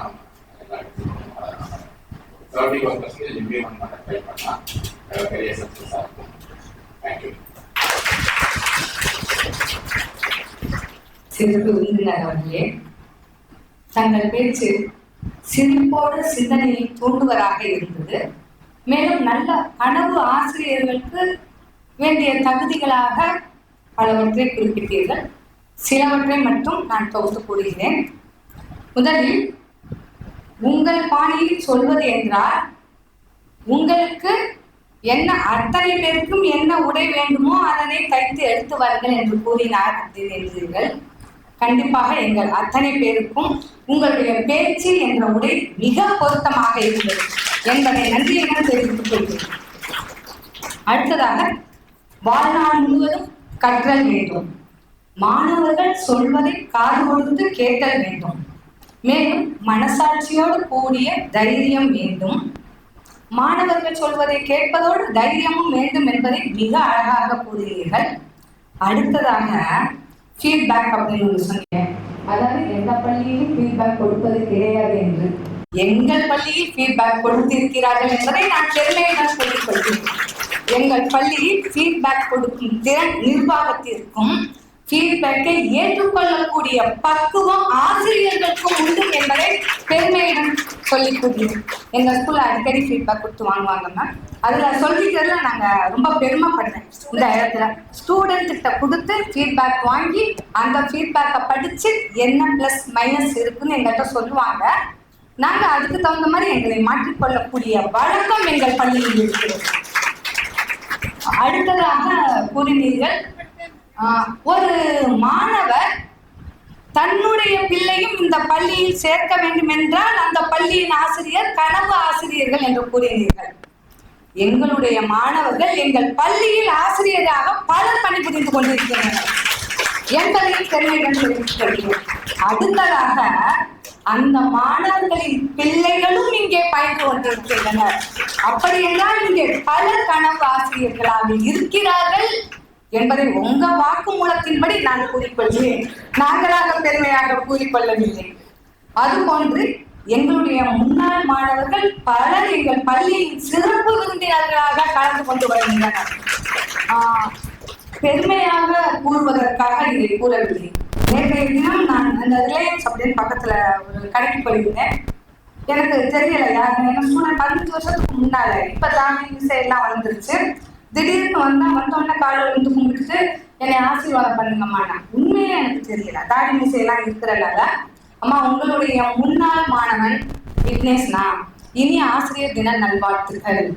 அந்த நிமிஷம் அந்த ஆசிரியருக்குள்ள இருக்குது சொல்லணும்னா யாருமே, அதுதான் எங்களுடைய ஆசிரியர் தொழில். இங்கே நான் ஆசிரியரை பெருமைப்படுத்தவில்லை, மாணவர்களை பெருமைப்படுத்துகிறேன். ஏன்னா அவன் வந்து வண்ணங்கிற வித்தை எனக்கு தெரியாது. ஆனால் அப்படி நான் என்பதை இங்கு அது போன்ற பல ஆசிரியர்கள் பணிபுரிந்து கொண்டிருக்கிறார்கள் என்பதை, ஏன்னா இங்க 25 வருஷம் 30 வருஷத்துக்கு மேல பணிபுரிந்து கொண்டிருக்கிறார்கள். இது போன்று வேறு எந்த இடத்திலும் பள்ளியில் ஆசிரியர்கள் பல நாட்களாக பணிபுரிந்து வருவது கிடையாது என்பதையும் பள்ளியின் சார்பாக பெருமையுடன் தெரிவித்துக் கொள்கிறேன். அடுத்ததாக, மொத்தத்தில் வாழ்வில் மாற்றத்தை ஏற்படுத்த வேண்டும் மாணவர்களிடம் என்பது போன்ற மிகச்சிறந்த கருத்தை கூறினீர்கள். அத்தனை கருத்துக்களையும் ஏற்றுக்கொண்டு ஆசிரியர்களாகிய நாங்கள் செயல்படுத்துவோம் என்பதை கூறிக்கொண்டு ஆசிரியர்களின் சார்பில் உங்களுக்கு கரவொலியாக நன்றியை தெரிவித்துக் கொள்கிறேன். மேலும் உங்களுடைய மிகச் சிறப்பான உரையை கேட்பதற்கு சரியான வாய்ப்பை ஏற்படுத்தி கொடுத்த பள்ளி நிர்வாகத்தினர் அவர்களுக்கும் எங்களுடைய மிகப்பெரிய நன்றியை தெரிவித்துக் கொள்கிறோம். நன்றி. மேடம், நீங்க சொல்லக்கூடியது இந்த ஸ்கூல் எல்லாம் வேற ஸ்கூல் அப்படின்னீங்களே, இதை அடிக்கடி நான் மாணவர்களும் சொல்லிட்டேன், டீச்சர்ஸ் சொல்லல. அந்த மாதிரி மாணவர்கள் நம்ம வயது பள்ளியில் இல்லை. ஏன்னா விஜய்க்காக எந்திரிச்சு படிக்கணும்னு சொல்லிட்டேன். நம்ம முன்னோர்கள் சொல்லியிருக்காங்க, எந்த வீட்டில் பெண்கள் 6 மணிக்கு அப்புறமும் தூங்கிக் கொண்டிருக்கிறார்களோ அவர்கள் சீதைக்கு அக்கா. இது இங்கே இல்ல, வேற ஸ்கூல் அப்படின்னு.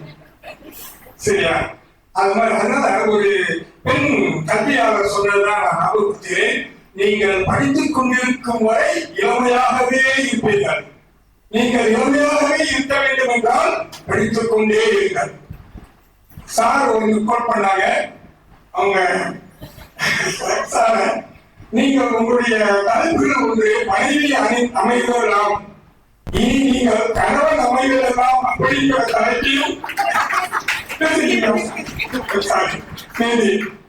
சரியா? அதே மாதிரி நீங்க ஒரு பேச ஒரு முக்கியமான ஒரு விஷயம், அதுக்கு நான் ஒரு கோட் பண்றேன். நிறைய பேர் இந்த வீடியோ பார்த்துருப்பீங்க. ஒரு வயசானவர் ஒரு சமையல் செஞ்சிருக்கிற மாதிரி அதுல வந்து டேஸ்ட் பார்ப்பா, அந்த கரண்டி டேஸ்ட் பார்க்கக்கூடிய அந்த கண்டென்ட்டும் கரண்டி வாயிலுக்கும் உப்பை கொட்டுவார், மறுபடியும் டேஸ்ட் பார்ப்பார், உப்பை கொட்டுவார். எதை கொண்டு அதுவும் இருக்கவில்லை, அந்த இருக்கிற கரண்டிலேயே டேஸ்ட் பார்த்துட்டு இன்னொரு சில நேரங்களில் நாமும் அப்படிதான். இதுக்கு உள்ளார்ந்த அர்த்தம் இருக்கிறது, நீங்கள் புரிந்து கொள்ளுங்கள். சரியா? எங்கிருந்து எடுத்து பார்க்கும்போது அங்கிருந்து எடுத்து பார்க்கணும். நம்ம ஒரு மைண்ட் செட்டை பண்ணிட்டு இது பத்தல, இது இல்ல, இவங்க சரியில்லை, உப்பு சரியில்லை, அது சரியில்லைன்னு சொல்றது இல்ல. நம்ம மைண்ட் செட்ல இந்த மைண்ட் செட், இந்த கரண்டில உள்ள கண்டென்ட்.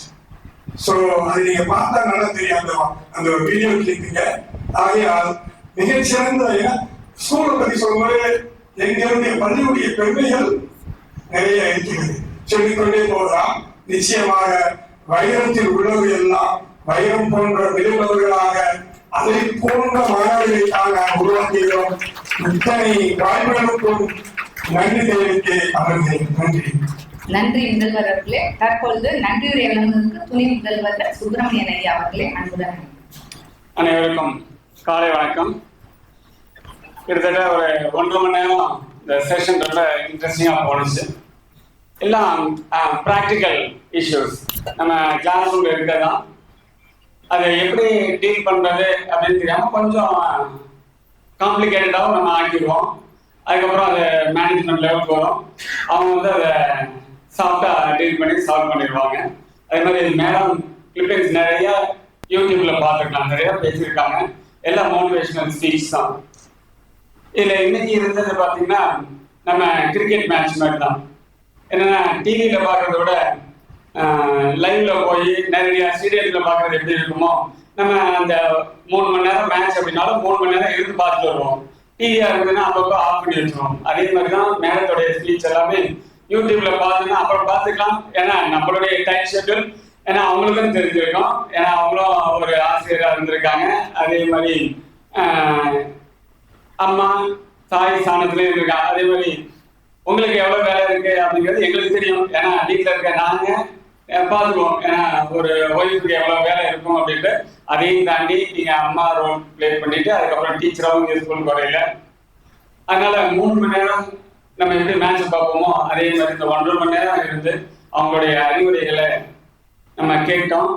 கேட்டது ரொம்ப பயனுள்ளதாகவும் இருந்திருக்கும். நம்ம எவ்வளோ தூரம் அதை ஃபாலோ பண்ணுறோம் அப்படிங்கிறது நம்மளுக்கு தெரிஞ்சிருக்கும். ஆசிரியர்னாலே ஒவ்வொரு நாளுமே கற்றல் கற்பித்தல் நாள் அப்படின்னு தான் சொல்லுவாங்க. நம்ம மாணவர்களுக்கு என்ன சொல்லி தரோமோ அதே தான் நம்மளும் இல்லை, ஒவ்வொரு நாளும் நம்மளுக்கு நிறைய கற்றுக்கிட்டு இருக்கோம். அதுதான் நம்ம மாணவர்கள்ட்ட கொண்டு போய் சேர்க்கணும். அதை கரெக்டாக மேடம் அவங்க சொன்னாங்க. அதே மாதிரி முக்கியமானது கற்றது கைமண் அளவு அப்படிம்பாங்க. நம்ம என்னதான் படிச்சிருந்தாலும் நம்ம படிச்சது பத்தாது. ஏன்னா அவங்களுக்கு நிறைய சொன்னாங்க, ஒரு 3 புக்கு சொல்லி அதெல்லாம் ஆசிரியராக இருந்தால் எல்லாம் படிச்சிருக்கணும் அப்படின்னாங்க. கிட்டத்தட்ட புதுசாக வந்தவங்களும் இருக்கிறாங்க, ரொம்ப சர்வீஸ் உள்ளவங்களும் இருக்காங்க. என்ன நானும் படித்ததில்லை, ஏன்னா நம்மளுடைய ஒர்க் ஷெடியூல் அது அந்த மாதிரி இருக்கா அப்படிங்கிறது தெரியாது. அதுக்கு அளவுக்கு நம்மளுக்கு புக்கு கிடைக்குதா அப்படிங்கிறதும் 2வது தான். இப்போ அவங்க சொன்னதுக்கப்புறம் அதெல்லாம் நம்ம பார்க்கணும், கிடைச்சா படிக்கணும் அப்படிங்கிற ஒரு எண்ணம் வந்திருக்கு. அதே மாதிரி இன்னைக்கு பேசுனது அனைத்துமே நம்ம ஆசிரியர்களுடைய மனசுல நிறைந்திருக்கும்னு நினைக்கிறேன். இது மாதிரி இந்த விழாவிற்கு சிறப்பு விருந்தினராக வந்து நமது சிந்தனையை தூண்டிய சிறப்பு விருந்தினர் அவர்களுக்கு ஆசிரியர்களின் கரவொலி மூலமாக மீண்டும் ஒரு முறை நன்றியை தெரிவித்துக் கொள்வோம். இந்த விழாவிற்கு நிகழ்ச்சிக்கு தலைமையை தந்து நடத்தி கொண்டிருக்கும் நமது பள்ளியின் தலைவர் திருமதி தேனாளாச்சி அவர்களுக்கும், நிர்வாக குழு உறுப்பினர்கள் திரு ஸ்ரீனிவாசன் சார் அவர்களுக்கும், திரு ஸ்ரீனிவாசன் சார் அவர்களுக்கும், கோஆர்டினேட்டர் மேனேஜ்மெண்ட் கோஆர்டினேட்டர் திருமதி அஸ்வின் ஆஞ்சனி அவர்களுக்கும், பள்ளியின் முதல்வர், ஒருங்கிணைப்பாளர்கள், ஆசிரியர்கள் அனைவருக்கும் நன்றி சொல்லி விடைபெறுகிறேன். நன்றி, வணக்கம்.